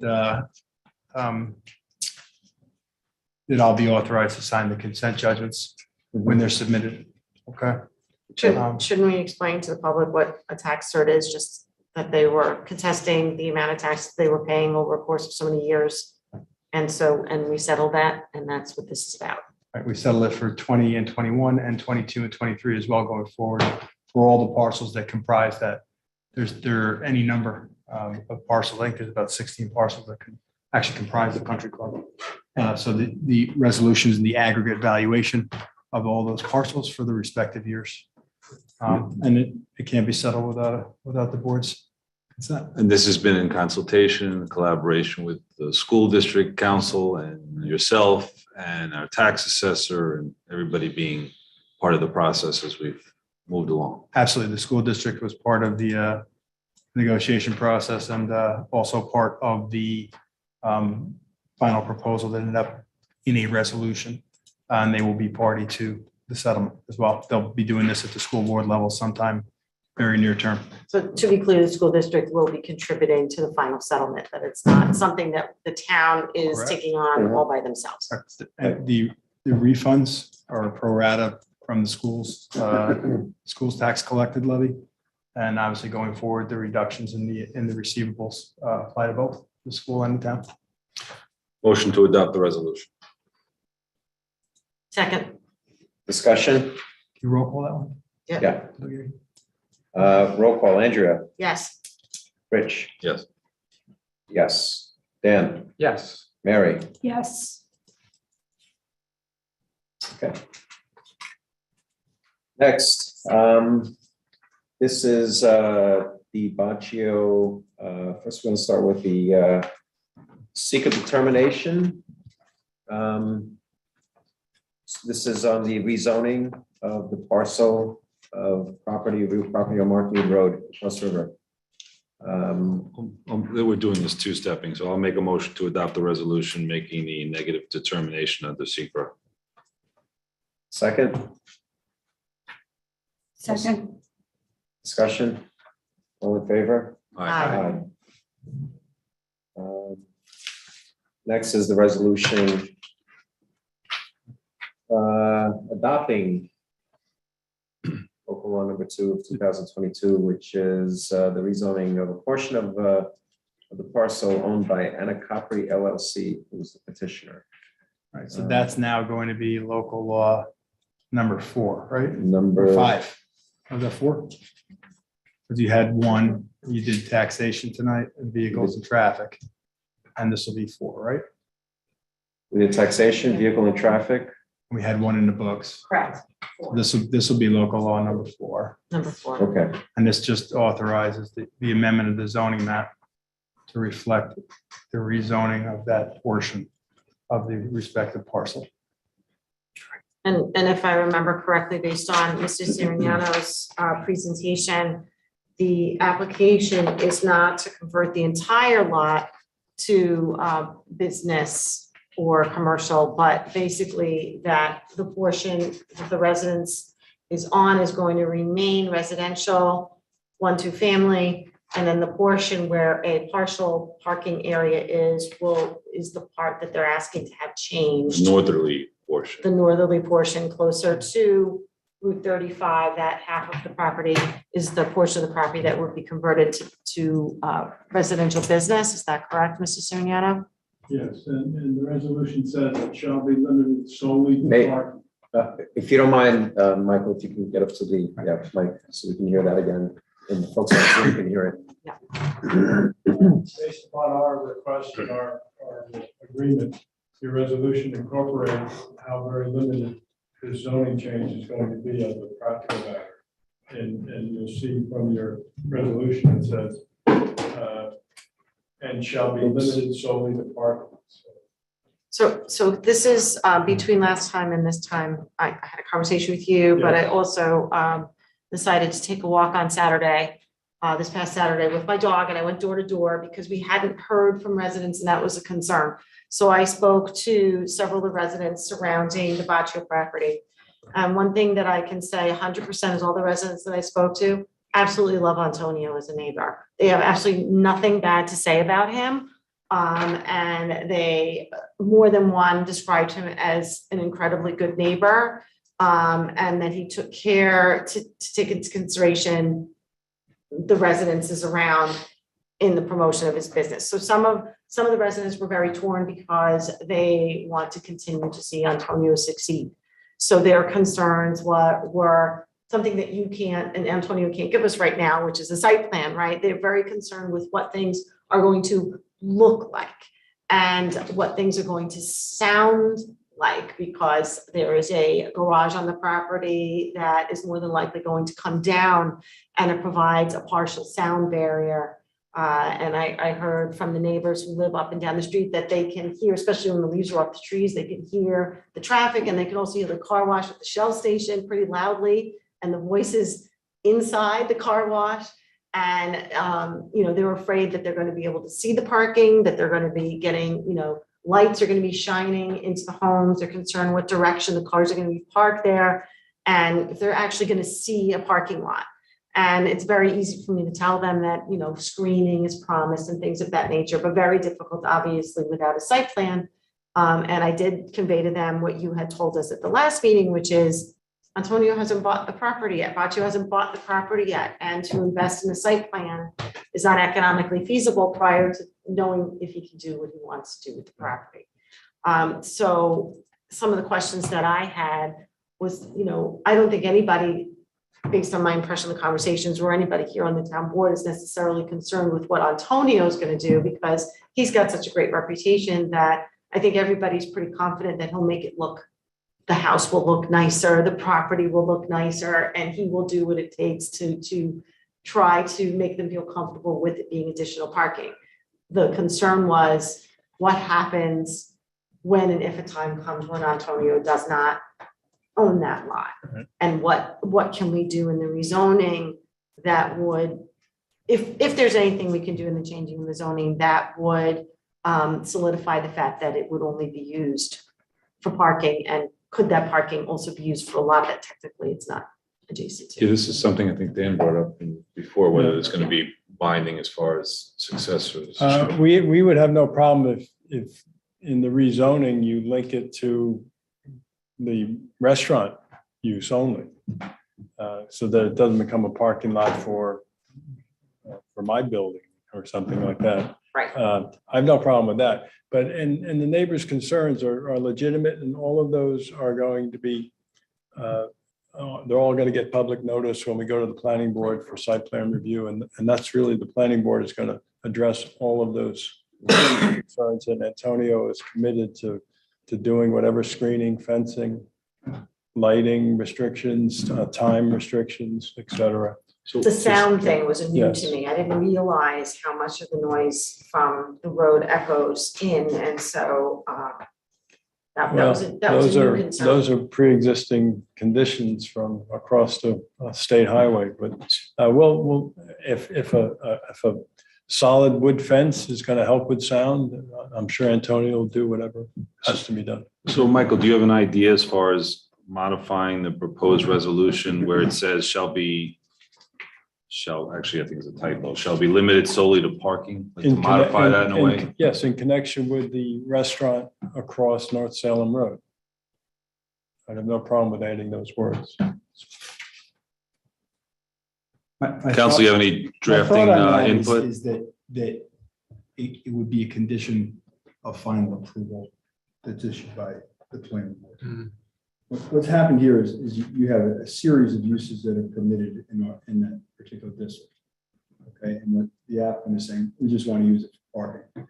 So they're going to see if they get their the approval here. They'll go to planning board do a full site plan review, and their conditional final approval can do that. And then once somebody uses it in the future for something other than pertinent to the restaurant use, they'd be in violation of the site plan.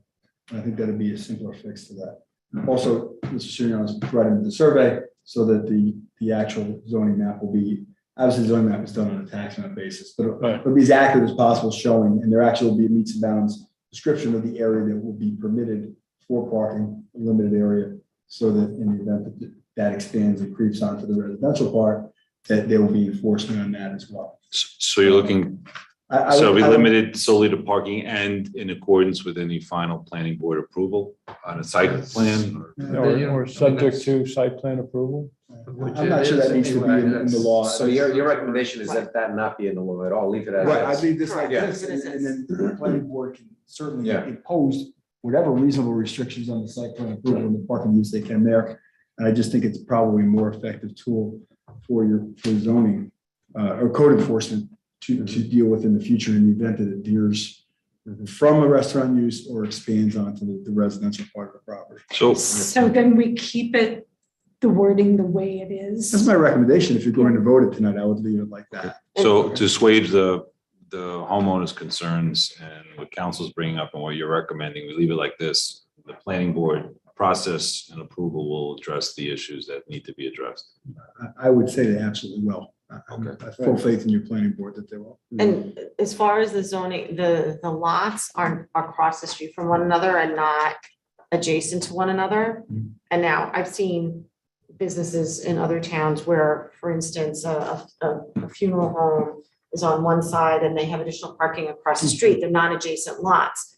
And my understanding is that you can't have an accessory use on a non-adjacent lot unless there's some change that we make to allow for that. So can we incorporate that in? Well, I think. I mean, it's a small street, but It just allows for it. Okay, this is all we need A lot of now. times you have an accessory use without a principal, and that's usually often not permitted. Okay, having an accessory use without a principal use already allowed. With respect to parking off-site, with respect to a site plan, there's usually some perpetual agreement that's required, okay, so that it's not revoked one way or the other. It becomes a problem that the parking or whatever the use is no longer permitted because it was a license that was revocable or it was a handshake agreement or something like that. So usually there's something that between the either the owner records something themselves, okay, if they own both the parcels, or there's an agreement with the third party. I think that the planning can handle that. I don't want to complicate the actual changing of the map, because all this does is change your map. And That's all it does. not to put you on the spot, I'm trying, because I drove through the parking lot. I was curious, I was trying to tick off the amount of spots, which I didn't do, but I was surprised actually how few spots there actually are in the lot. And I Yeah, just- that's because the zoning line is right. Right, and it there. just it would give context, which I just can't remember the numbers. In other words, like what the restaurant capacity is based upon the expansion as opposed to the amount of spots. I think that would just kind of just whatever it is, it just kind of would demonstrate the need for it, especially on the. Because as much as you're saying, there's not enough parking to fill, to accommodate enough people that would actually fill the restaurant. Is that fair Well, to say? all I can tell you historically, since the restaurant was expanded and you've all been there, it's quite beautiful. And the parking lot was in its current configuration. Historically, since that day, which is 5+ years, on a busy night, particularly in warm weather, where the outdoor dining is going on as well, he runs out of spaces and they've been going to AIA. Yes.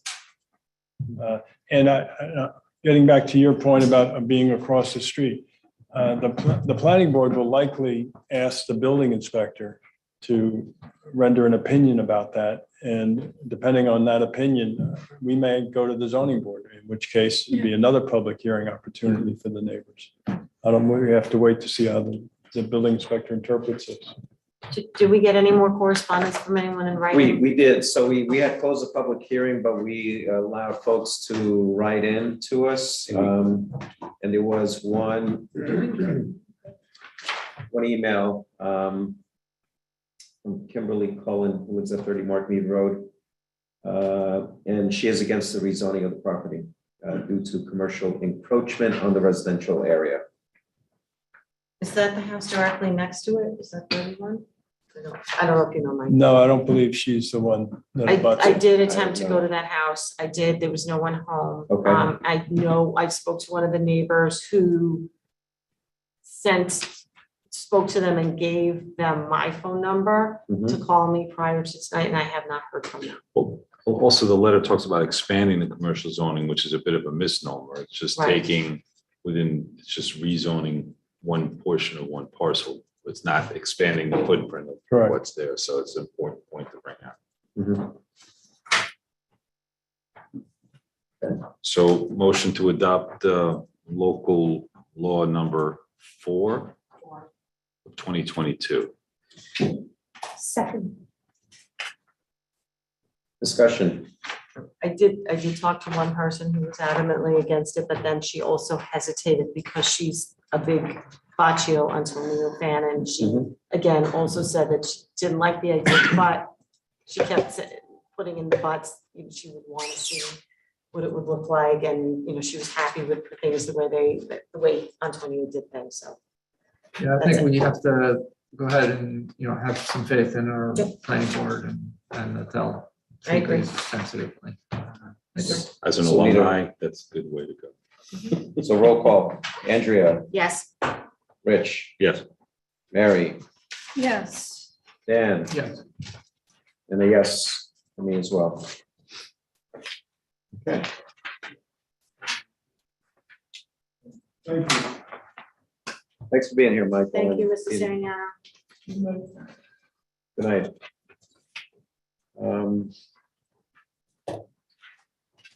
Okay, so we did all that. Okay, now, next topic is, it's an update on the request for a stop sign at Hall Avenue, Pond Street, and Golden's Bridge, and setting a public hearing. I did forward to the board the feedback I received from, I went back to the chief as we had agreed to last meeting, and to And our also Peter, yeah. superintendent of highway. So they both stuck to their guns and didn't feel that that putting in a three-way stop. I'll just read what Chief Alfano said. Actually, this is the superintendent of highway, Peter Rippinger. A three-way stop intersection will only cause frustration and abuse with drivers. I feel this would be the wrong use of stop signs. They should not be used for speed control. And the chief said his position remains the same. The speed limit has been lowered to 25 miles an hour. In the letter, it's stated that it was 30 miles an hour. So I just want to make that point clear. LPD hasn't had any complaints, accidents, or requests for digital speed signs to obtain data since he's been here. Most drivers are reasonable and prudent, and unwarranted stop sign installation reduces speed only immediately adjacent to the sign. In most cases, drivers will accelerate as soon as possible to a speed faster than they drove before stop signs were installed. They're not effective. Stop signs are not effective for speed control. In that particular location will be a breeding ground for disrespect to all traffic control devices and increase the running of stop signs. I did also pull up, well, this was in the meeting minutes, but it was a portion of the letter that they had sent us where at the time when they initially, and when I say they, it was the Golden's Bridge Colony Association, Golden's Bridge Community Association. They had submitted a letter to the prior supervisor. And at that time, they were told that it was a reasonable request and that we should get approval from our membership and relay the request to the town, which they're now doing. We understood the delay at the time to be that the sign budget had been exhausted that fiscal year. And yet we find more potential delays in advance of a busy recreational summer season where children and families are most likely to be on our roads. And that's from when? This was from a letter they sent in July of 2021. In the last year, have we gotten any other supporting letters from anybody in the colony aside from the one? Well, this is representing the community as a whole, That's what I but mean, this it's is not- the only letter. Yeah. Correct. Yeah. Because also just in taking a look at it, and I showed everybody the picture I took, it's on the other side of the community from Main Street, which is where the lake is, and I guess where the hub of the camp would be, Mhm. on the beach. So Correct. The barn, Yeah. right? the barn is on Cross Street there. Yeah. So I the, think the highway superintendent and chief are right in theory, although this intersection is a little bit interesting because right now it's sort of a yield kind It of is a yield, thing. there's a yield right? sign So there. yeah, right. I mean, On people Hall are Avenue. saying it. So I'm thinking in this case, in some sense, you put a stop sign there. The folks who are zipping through straight are now going to think, aha, I don't have to worry about people just sort of yielding in now because they have to stop. So now I'm sure I can zip through here. make those deliveries faster, because that was one of the complaints is the increased number of delivery vehicles. Yeah, it's dusty. Yeah. I noticed when we were walking around last year, there were a lot of trucks in and out, Right. and a lot of people use that street as a way out of the community. Mhm. And I know there is this phenomenon, you go to a stop sign and you're speeding up to, I don't know, make up time or something, but I mean, these are not really huge, long stretches for them to make up time on. I Right. think. So I'm not I'm inclined to say, yeah, I get the superintendent's point, but it might not exactly work that way here. But, I'm open, like, we go back Yeah. to speed humps or something like that on these roads if. Can you the put road. speed humps on dirt roads? Well, there would be essentially pieces Lot of of maintenance. pavement that would go in that section. Well, our agenda item now is just whether we're setting a Yeah. public hearing or not. Yeah. So um, we'll just set So- But the the public hearing. question is, sorry. So the public hearing will be on what? Would it be Right, on the exactly. replacing a stop sign or yield sign, or do we want to go ahead and honor their request for a three-way stop sign? With the I scope think that's of what it. we need to decide Oh, okay. Yeah. for the public hearing. Or can we have a hearing on both? If we have it. Propose both. so that- Conditional, so that we can right. deal with both Either of for them?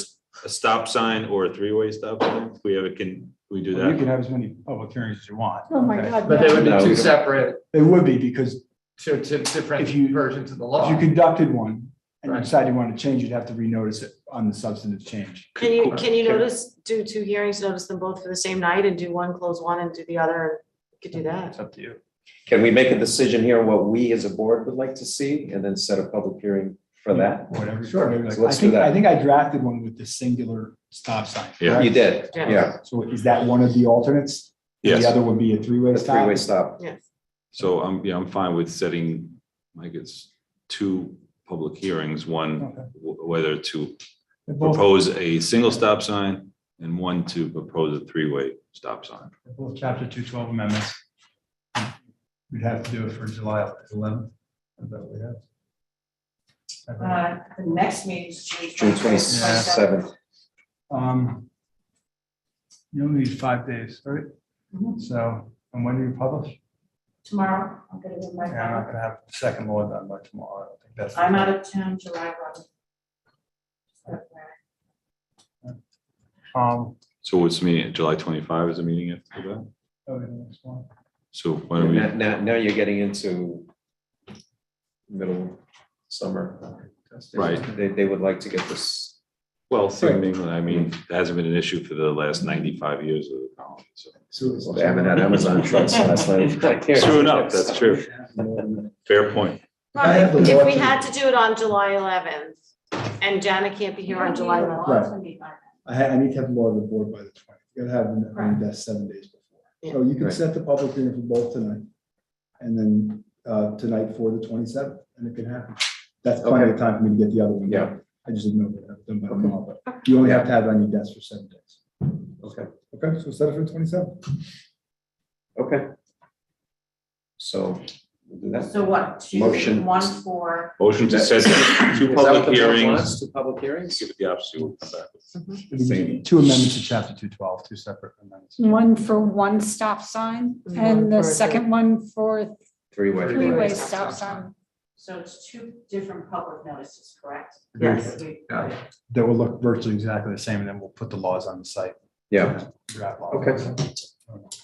Is there, just out of curiosity, reaching out to Amazon to talk to them about? And FedEx. and I mean, FedEx short about- of putting some sort of Amazon hub there, I mean, people expect deliveries to be to their driveway. I don't, No, I mean, but asking them to have their drivers slow down a little bit, or, no? I doubt it. Okay. Yeah, these are like independent drivers. Yeah, there's independent drivers and the turnover rate is pretty high too. Yeah. So. So, okay, did we made the motion? Did we vote So on No, it? we didn't make the We motion. didn't make a motion. So- Motion to set two public hearings for June 27. One For the proposing replacement. a one stop sign at the intersection and the second proposing 3 stop signs at the intersection in question. With those stop signs being on Pond Street and Hall Avenue. Pond Street in both directions. Motion is amended by the supervisor. Yes. Second. Discussion, all in favor? Aye. Okay, next is the discussion on the Ethics Committee. So. 3. My. You So we- you recirculated the draft. I that did. Mr. Fulchetti Correct, to everyone. right. And the only change was that we were going from 2 residents and and a town employee to 3 town residents. Correct. And you had a discussion with the current chair, who I also had a discussion with. Right. When I spoke to him, he said it seemed to matter to him, whatever we wanted to do was fine. Mhm. And, but that the thought, and I guess he conveyed to you the thought process behind having a town. I employee. asked him, so what was the rationale for having a town employee? And he said, basically, it's because when there's an issue presented to the Board of Ethics, it's related to a public servant that's working for the town. So you would want somebody on the Ethics Committee to be a public servant as well. Because nobody else on the committee would know what it is like to be a public servant. And picking up on that point you brought up, Tony and I, when we spoke, I spoke to the tax assessor about possibly filling that role, and she would be amenable to do so. I spoke to her about that. Okay. She would or would not? Would, yeah, she'd be fine with it. Just picking up on what the chair's view was as far as, I guess, the concept of institutional memory about things, essentially. Mhm. But we're still, the reason that our antennae were up was that kind of puts that person in the odd position of sort of, judging their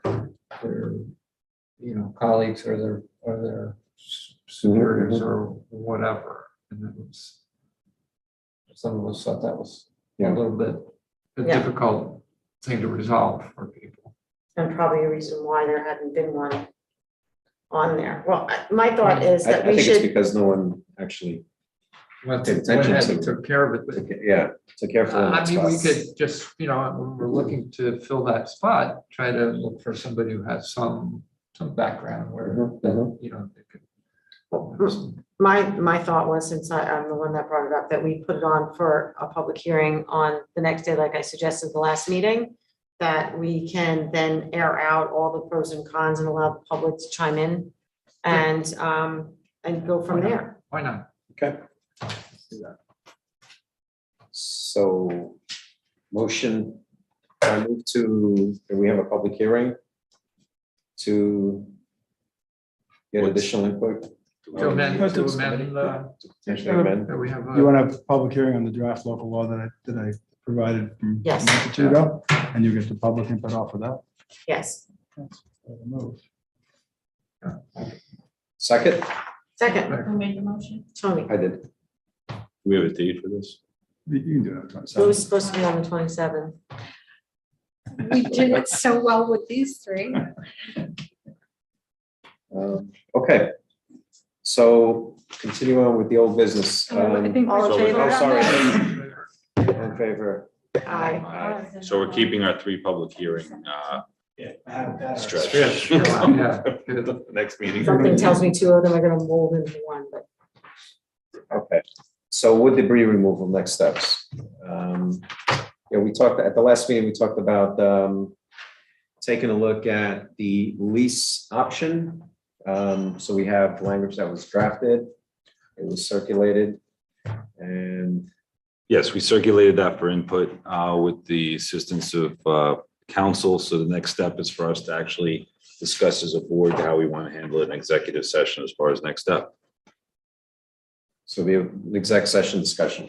Yes, so we should put that on our next available executive session discussion on best path in consultation with council, how to move forward. Okay. And that was recirculated where we were at, I think, by Greg. Or just to I me. think Yeah. Yes. I think Yes. please. Okay. For New Year's Eve, Bring it unless you back were to heading the- out when you were heading out for your New Year's gatherings, if you were looking at that. Okay, so that's the end of old business. New business.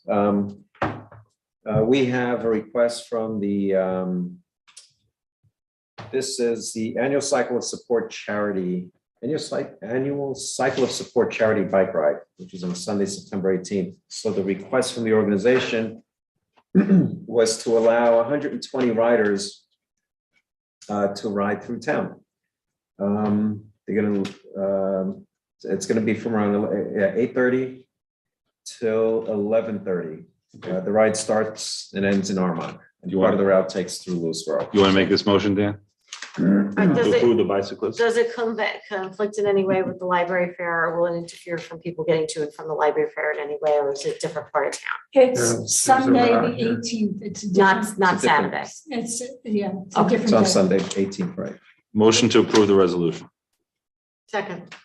Discussion, all in favor? Aye. Next, we have a resolution approving transfer of graves. So moved. Okay. Do we need to just give the people in the audience? Yeah, this is the approval to Transferring transfer plots. graves, number 1 through number 4 in plot 214 in South Salem Cemetery, section C, from Jeffrey Bloodstein and family to Glenn and Stacy Setterstrom. They moved, so that's why. Yeah. We don't need them anymore. Okay, okay, The town does not buy the graves back. right, so It's it's, them to To sell sell them. them. I Oh. put the two graves together. got it, okay. This question, do we know, do you have any idea about availability, current availability of Oh, you graves? said that earlier in the year, I think you were telling us that there's Yeah. still availability. There still is, so, Yep. okay, if somebody has an issue or a question, they reach out to you directly, right? Yes, and there's information on the town clerk's website page and a whole section on cemeteries. More than you probably want to know. Okay, so, Okay, so, so So who seconded? I'll second. Okay. Discussion, all in favor? aye. Aye. Next is the approval of the 2021 Tri-Town Agreement and authorizing the supervisor to sign it. So this is the it's a senior citizen nutrition lunch program, which we've been doing this for several years. And it's done through the town of Somers. The cost to Lewisboro is $20,462.84. Do you know And how it's many, tri-towns, it's Lewisboro, North Salem, and Somers. do we know how many of our senior citizens take advantage of this So program? I asked Pam Veith, but I don't see her. I don't know if she's on. If she is, if you can raise your hand, Pam. She did say she was going to attend tonight and provide some numbers. And I don't think Pam is on. I don't see her. Down 17. So I can't answer that question, Andrew. Mary, do you know? I think there's around 14. 14, okay. And it hovers around 14, a little bit less, a little bit more year to year, but right around that same number. Okay, so 14 seniors in town. And there's a lot of outreach, asking people. Right. If they want to participate too. So Right. It's always on top of it. So Okay. what is it, I read it, but what is it that we provide our senior citizens to participate in the program? Is it 3 meals a day? Is it a few meals a week? They don't have to speak to that. I think it's what they want to do. I think they can choose, but I don't know. Yeah, I don't see that here. I was hoping she would. Yeah, let's see. Is there a deadline by which we have to approve this? Or can we just, This is actually 2021. It's for last year. oh, it's for last year. Yeah, so. So this is. So just- they've already eaten the food. This is just to cover last year. Is it was just an oversight or something that we never actually? No, I think that's how it works. Oh, really? So we So depending on how participate and many- then we And pay then you're gonna after. sign the agreement for next year. I think that's how it works. What does a senior for this program mean? Oh, here, actually, there's a number of meals here. Towns participate at the following rates. So Lewisboro, 3,763 meals. So that's an 11% participation. Whereas Somers has 78% participation, which means 6,203 meals. North Salem, That must be 3,007. something that you have. I don't have that. Okay. It's on the agenda. Spreadsheet. Part of the- yeah. Agenda. 3763? Yeah, like at the end of the spreadsheet. That's fine. So it is. 3,763 in the meals? Ah, okay. Yeah. Yeah, so So that's. 10 meals per day. We'll divide that if you want to get a cost per meal. No, it's 10 meals per day, looks like, so. Oh, okay. Yeah, Thank you. very good. Okay, I move So- that we authorize the supervisor to sign the senior citizen nutrition program agreement as presented. Second. discussion, all in favor? Aye. Aye. Guess I should abstain, since I'm signing.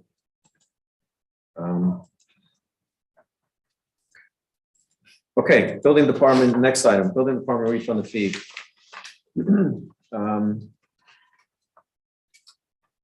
This was a request by John Mazzella. And I'll read the email they sent to us. My wife and I recently withdrew an application for residential addition / renovation to 76 East Ridge Road, Wacabuck, and would like to be added to the town board agenda for consideration to refund fees associated with this application. The application review and approval process was challenging and slow for a number of reasons, including COVID-19. And ultimately, we could no longer press forward based on the estimated project timeline. I have to give a written summary or provide details verbally during the town board meeting. Please let me know whether you have a preference. I don't know if John Mazzella is on. His and would like wife, to speak. Vivica might be. Oh, They can raise their hand. please raise your hand, Jonathan and Rebecca. Well, we're looking for that. Can you give us a little, Is it Rebecca? Rebecca's Yes, iPad, yeah, she Rebecca. is, yeah. can you just give us a little legal context for what we're Sure. doing here? Sure. In connection with the collection of the fees for building permits for certificates of occupancy, those are supposed to be related directly to the amount of resources that the town expends and its employees and professionals reviewing an application, going through a comment period, doing inspections over the course of whatever the construction activity is. And there are times when construction activity either abandoned or withdrawn prior to all of the posted fees being exhausted on application of resources. Building inspector or the acting building inspector, Jeff, doesn't have any authority to do it on his own. He would have to have the board's approval to release what's been collected. I certainly let the applicant speak, or I can let Jeff speak. This is a CO fee, which I'm assuming, based on what I read, is there's not going to be any CO No. inspection or any CO issue. So as long as what is retained is reasonably related to the resources that were expended by building in terms of reviewing the application, doing whatever they needed to do. Right. You're certainly authorized to do so. You just don't want to be in the Right. red on it, okay, from your own perspective. And there was a recommendation from Joe, our former building inspector, to refund the certificate of occupancy fee. I did see that within Yeah, the papers yeah. as well.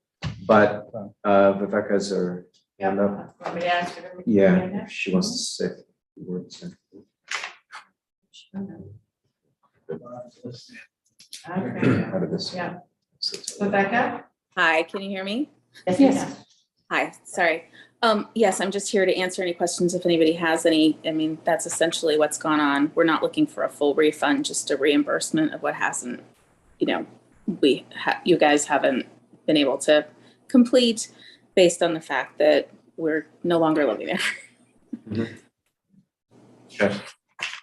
So we're. Just to clarify, they are still living in town, by the way. It's just that the process, and correct me if I'm wrong, Ms. Mazzella, but the process became so cumbersome that they sold the property and bought a house a few doors down. That is true. I mean, a number of things kind of went the wrong way quickly.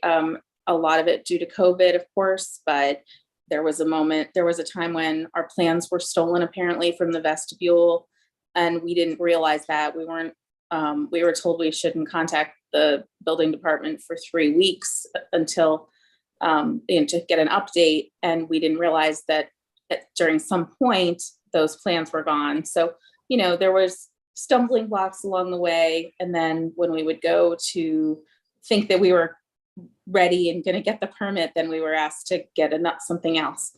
So inevitably we just decided that we really just want continue. So live in town happily, peacefully. And so we decided to abandon the project and purchased a house 2 doors down. But we have been residents of Lewisboro for 20 years, and we really do appreciate everything you guys do. We want to get back into just living our regular life. Okay, so Greg, this is a motion to essentially refund money for something that was paid to the town for something which is being abandoned, withdrawn, and no longer being done. Correct. Correct. And that our services weren't delivered to the people. And by the way, the plans were lost twice. They bought new plans, they provided them, and they were left in the vestibule during COVID. You know, we had those restrictions, and the plans were lost twice, were disappeared twice. So they really tried. So in all fairness. So moved. Authorize it by the number. Hmm? By the amount. Just By the recite amount. the amount in your motion, that's all. The refund. Motion to refund, which is 22,000. So Which moved. is a certificate of occupancy fee.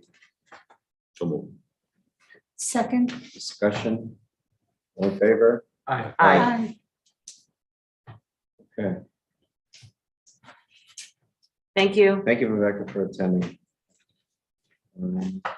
Okay, next is the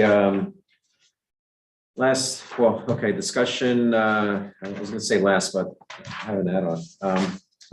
It's external plan review for the Mercedes expansion project. So I had asked Jeff, who's here in the audience, Jeff Farrell, our current acting building inspector, to reach out to external companies that provide plan reviews as a service. So the 3 that we reached out to was Renia Engineering, but they required a week or 2 just for a callback. So they didn't even give us a number. And then their lead times were 2 to 3 months. So that was not good for us. We did get a proposal from Labella, who purchased or merged with Chazen. So Labella's proposal was $12,000. That's their time and materials fee. And everyone has a copy of the proposal. Yes. And basically the turnaround time on that was 2 weeks for the initial review feedback, which would then go back to Mercedes. And hopefully after that, there wouldn't be any subsequent reviews, but so right now that's for that, the initial, I'll just read what it includes. Includes the initial code review as well as review of 1 resubmission. So there is 1 resubmission by the applicant in response to the initial review. Additional reviews, including delegated design components, will be billed on a time and material basis in accordance with our contract bill rates. So they're $12,000 for the initial review and 1 resubmission. And then we have the. And that's for both buildings. Correct. Okay. Right. And then the ICC, International Code Council, they came back, their total was just shy of $20,000. Their turnaround time was, I know you sent that to me today, Jeff. Like 10 to 15 business days. Yes, okay, And they broke the project down into 2, 1 for the showroom, 1 for the service building. right. Now, did that include a resubmission as well? Yes. It did, okay. Okay. So now we have to decide, do we want to go with the $20,000 estimate? Or the Labella / Chazen $12,000 estimate? Any opinions, Jeff, on one company versus the other? My opinions are, merely based on what I've heard from speaking with them. Mhm. ICC is more known. Okay. Most towns around here do use the ICC. That doesn't take away from the other company. Right, If they do a thorough review process, that's all that matters. right, It's not a tremendous effort from what they've been doing. They right, said they've been doing a couple of large businesses like I'm not sure if it's a brand companies, not a Pepsi, but maybe like a Coca-Cola or something. So they're used to doing large warehouses. right, This right. being similar to that. Okay, okay. And of course, these prices do not include the third phase of the project, which is the garage. They do right? not. So And they that, also do not include the site plan, the site proposal. Right. Which we're gonna handle. which is the one that we've already started going back and forth on. And we've Okay. collected the fees upfront. Correct. Except for the third one. Right. It hasn't even been submitted yet. Right, Okay. okay. So as far as payment for this, it'll come out of the building department's revenue. That we And, collected uh, in permit fees from Mercedes From already. Mercedes, yeah, Is that right, Jeff? Yeah. I suppose that's what Yeah. that's what you want to do, yes. yep, We have collected those fees, though, yes, correct, And this will be of assistance in helping to move the process forward. very much so. yep. So I guess it's, now we need to decide. I mean, I'm okay with using Labella for the 12,000. Yeah, I mean, they used to be Chazen. I think Yeah, the towns Chazen. used Chazen Yep, before. exactly. I know in the town of Harrison, they do similar things with enormous projects, and this Mm-hmm. Right. is enormous project for the town of Lewisboro. We don't Mhm. have the type of development they have in Harrison, obviously. Right, So good What this feedback is- about this company.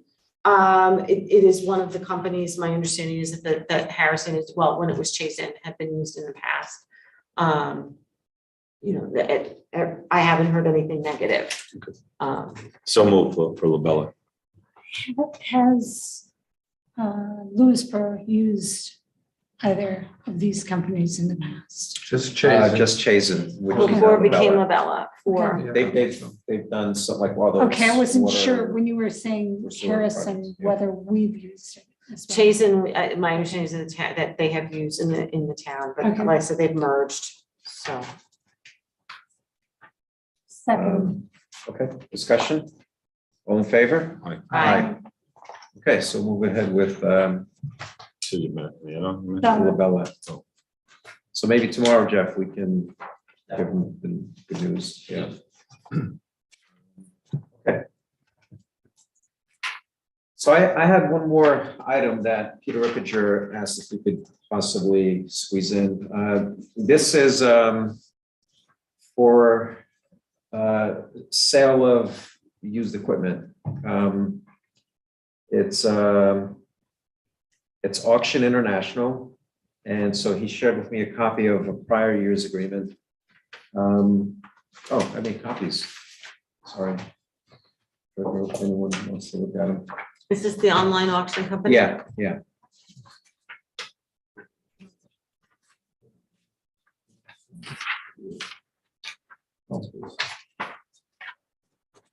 Well, this is The just a one copy page. of one that we've used before, not, Actually, this is the new one. Okay. The one that we've used before, he gave me here. It's basically the same thing, Mhm. just the dates are different. That's the one that was signed for, this is back in 2016. So the service has always. There's no service- cost to us. Well, I think just, Basically, they sell the equipment and then the purchaser pays the commission. Pays Auction International. So we're getting rid of our old equipment. Some, not all of them. So who makes the determination whether any bid that's received is reasonable? it's up to the auction company. They handle the whole thing, if memory serves me right. And it's an as-is sale. To the highest bidder. So, yes, As is with no warranty expressed, implied, or otherwise. there you go. It's in here. So I'm just wondering what makes them, they have no economic skin in the game. They say, okay, $50 or $5,000 for the, no, but there's. No, they get a Third-party bidders. they get It's a not the auction 4%. house setting the okay, price. there we So the go. buyer, the purchaser, Which they're gonna pay pay. a 4% Yeah. premium. Got it. Yeah. Sold within 2 years of the manufacturer, they had a 5% premium for vehicles within 3 years, or 10%. So it's gonna be, they're getting So they get- 10%. So the higher cut on the older because it's less value presumably. Right. Okay, Correct. got it. All right, well, I would like to move that we authorize, wait, are you? And I actually, signing this, so- or the- so- Should the highway super? So I'm gonna sign this. Oh, Peter all right. Parsons signed the previous one. He gave me a copy of the resolution that was done in 2016. Yeah, So, so it's just. So we'll Yeah, update so it. basically use the it's same a- yeah. language. Authorizing and supervise. So does somebody want to Here, motion? I move that we allow the town supervisor to be authorized to sign the online auction agreement with Online Auction International on this day I'll for the second. purpose of selling old equipment of the town. Do we know which highway equipment they're department. selling? Is it listed? No, but we can find out. It's not listed here, no, no. You know, It's not, that's yeah. fine. we trust, Yes. just Second. don't sell the townhouse. What date is that resolution? That was September 26, 2016. You want it? We have a motion and a second. Discussion, all in favor? Aye. Aye. Done. Okay, so public comment number 2. Hopefully we can do this quickly. Anybody here? Comment on Zoom? No. No. Okay, great. So motion to close public comment. Go ahead. Motion. Second, Discussion, all in favor? Aye. Approval of claims. I move that we accept claims as submitted by our controller. Second. Discussion. All in favor? Oh, do we? you second, you second. The second. Yeah. Yeah. Polling of the board. All in favor? All in Aye. favor, aye. So trying to get through here. Well done. Okay, so polling of the board. Mary, start with you. The library fair needs a book chair, so please contact Cindy Rubino if you and your friends want to work together at making a difference for the budget of the Lewisboro Library. Having volunteered for more years than I care to admit, it's a really great way to connect with the community. So please consider that. Did you say book chair? Book chair. Okay. In previous years, 2 people have done it together because it's a heavy lift for just one person. So, secondly, the Pride calendar is very full. We had a great flag dancing celebration with the families in Town Park on this past Saturday. And coming up, there will be on the 22nd, policy and advocacy discussion. And then most importantly, on the 26th will be Pride in the Park on a True Farm. All are welcome. It will be a lot of fun. There will be also a pep parade, lots of food, a reading hour, a drag queen reading hour again this year. And it will be educational as well as inspirational. On the 22nd or the 22nd annual fireworks will be happening on June 25th at Anna True Park. It starts at around 5 o'clock. And it starts at 5. Parking is $20 per car. Bring your own picnic blanket and will there be food trucks? Yes. There will be food trucks in case you don't want to pack a picnic. And Tony's lighting up a barbecue. Maybe, No. maybe, No. if we have to. Well, we'll see about that. Details at There'll 11. be silly string though. Yeah, there will be some.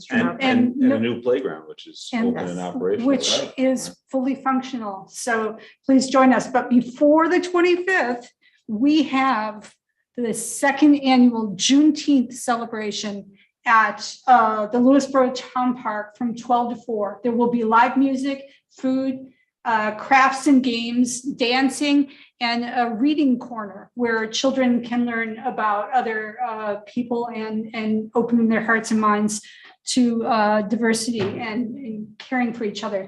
And we've received already over $3,675 worth of donations from the community to support that. And I can't tell you how humbled I am by the strength of the support. And I will not thank everyone by name, but I will have a full list of everyone at the next town board meeting and thank every family who has contributed. And it's not too late to add to that total.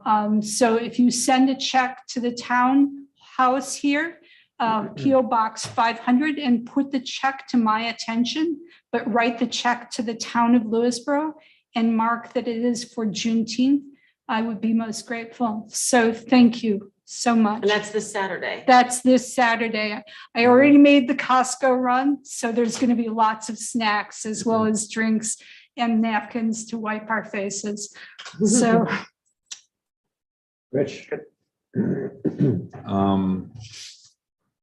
Just gonna wish my fellow board members, as well as everybody out there, happy Father's Day.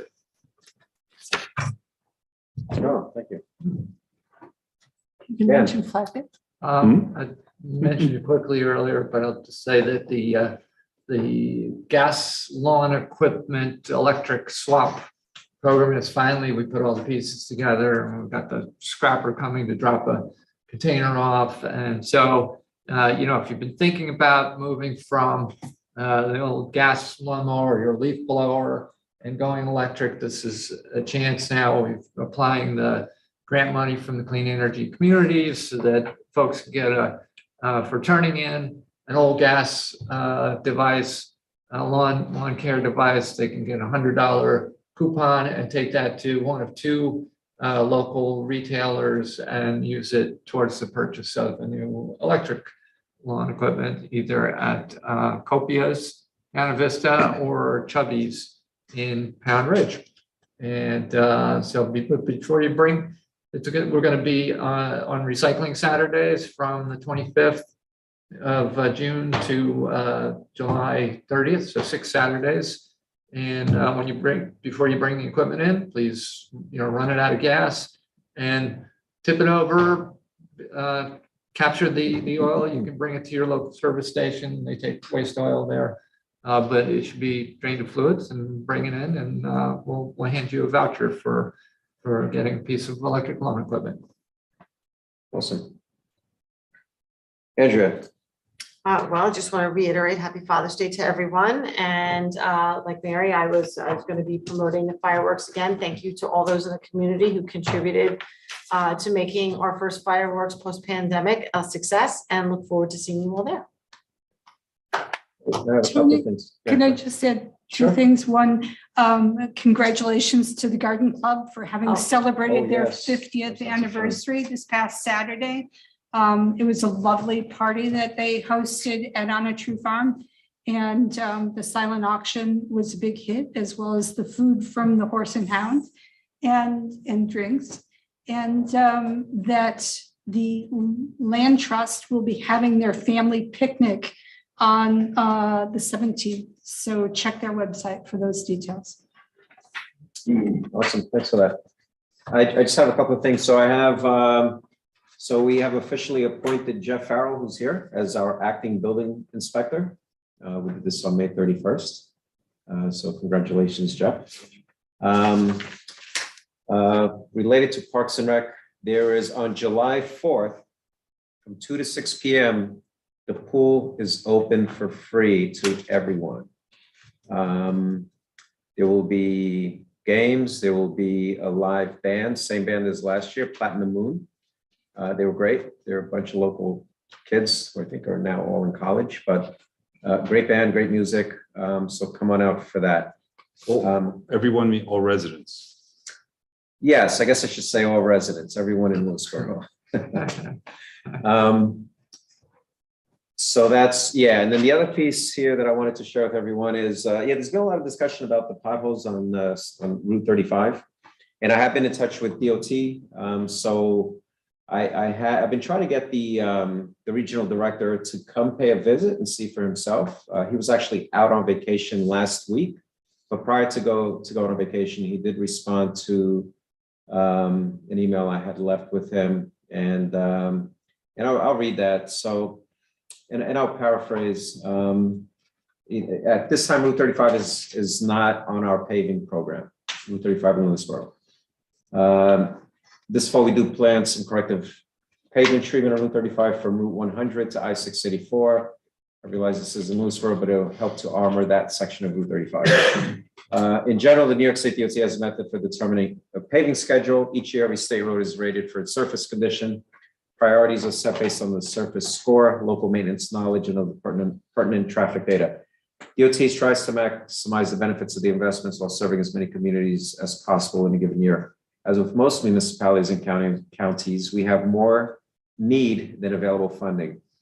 Now that our state budget is approved, I'm hoping we'll be able to update our projects in your neighborhood update our, in quotes, projects in your neighborhood portal so the public can see our planned projects in future years. That's a page on their website. Our maintenance forces have been working on Route 35 this week, meaning last week, and will continue patching along this corridor. He was going to ask the regional maintenance engineer and the resident engineer of Northern Westchester to review this corridor in Lewisboro and make sure that they're doing what they can to maintain the integrity of the roadway. And I believe they've been out as promised, right? Yes, they Working on have. Route 35. They have. So I'm still working on that visit by the regional maintenance engineer and the resident engineer, who I know both. We'll try to get them out and convince them that they need to do a little more than just paving and then filling potholes. Have them come out to the fireworks, maybe. Yeah. Yeah, exactly. So I Or think the that food is. truck Friday. Yeah. Oh, that's The this Friday, playground, 17, right, starting at 5. So at the town park. Okay, so that's that. So the next town board meeting is on June 27th, 2022 at 7:30 PM here at the townhouse. Motion to go into executive session. Do I have a second? Second. Discussion. Oh, to discuss personnel interviews. To interview personnel. Potential. So you had a. So I had a second discussion. All in favor? Aye. Aye. Okay, thank you, everyone. Everyone Good who's night, left here everybody. and everyone on Zoom. Thank you.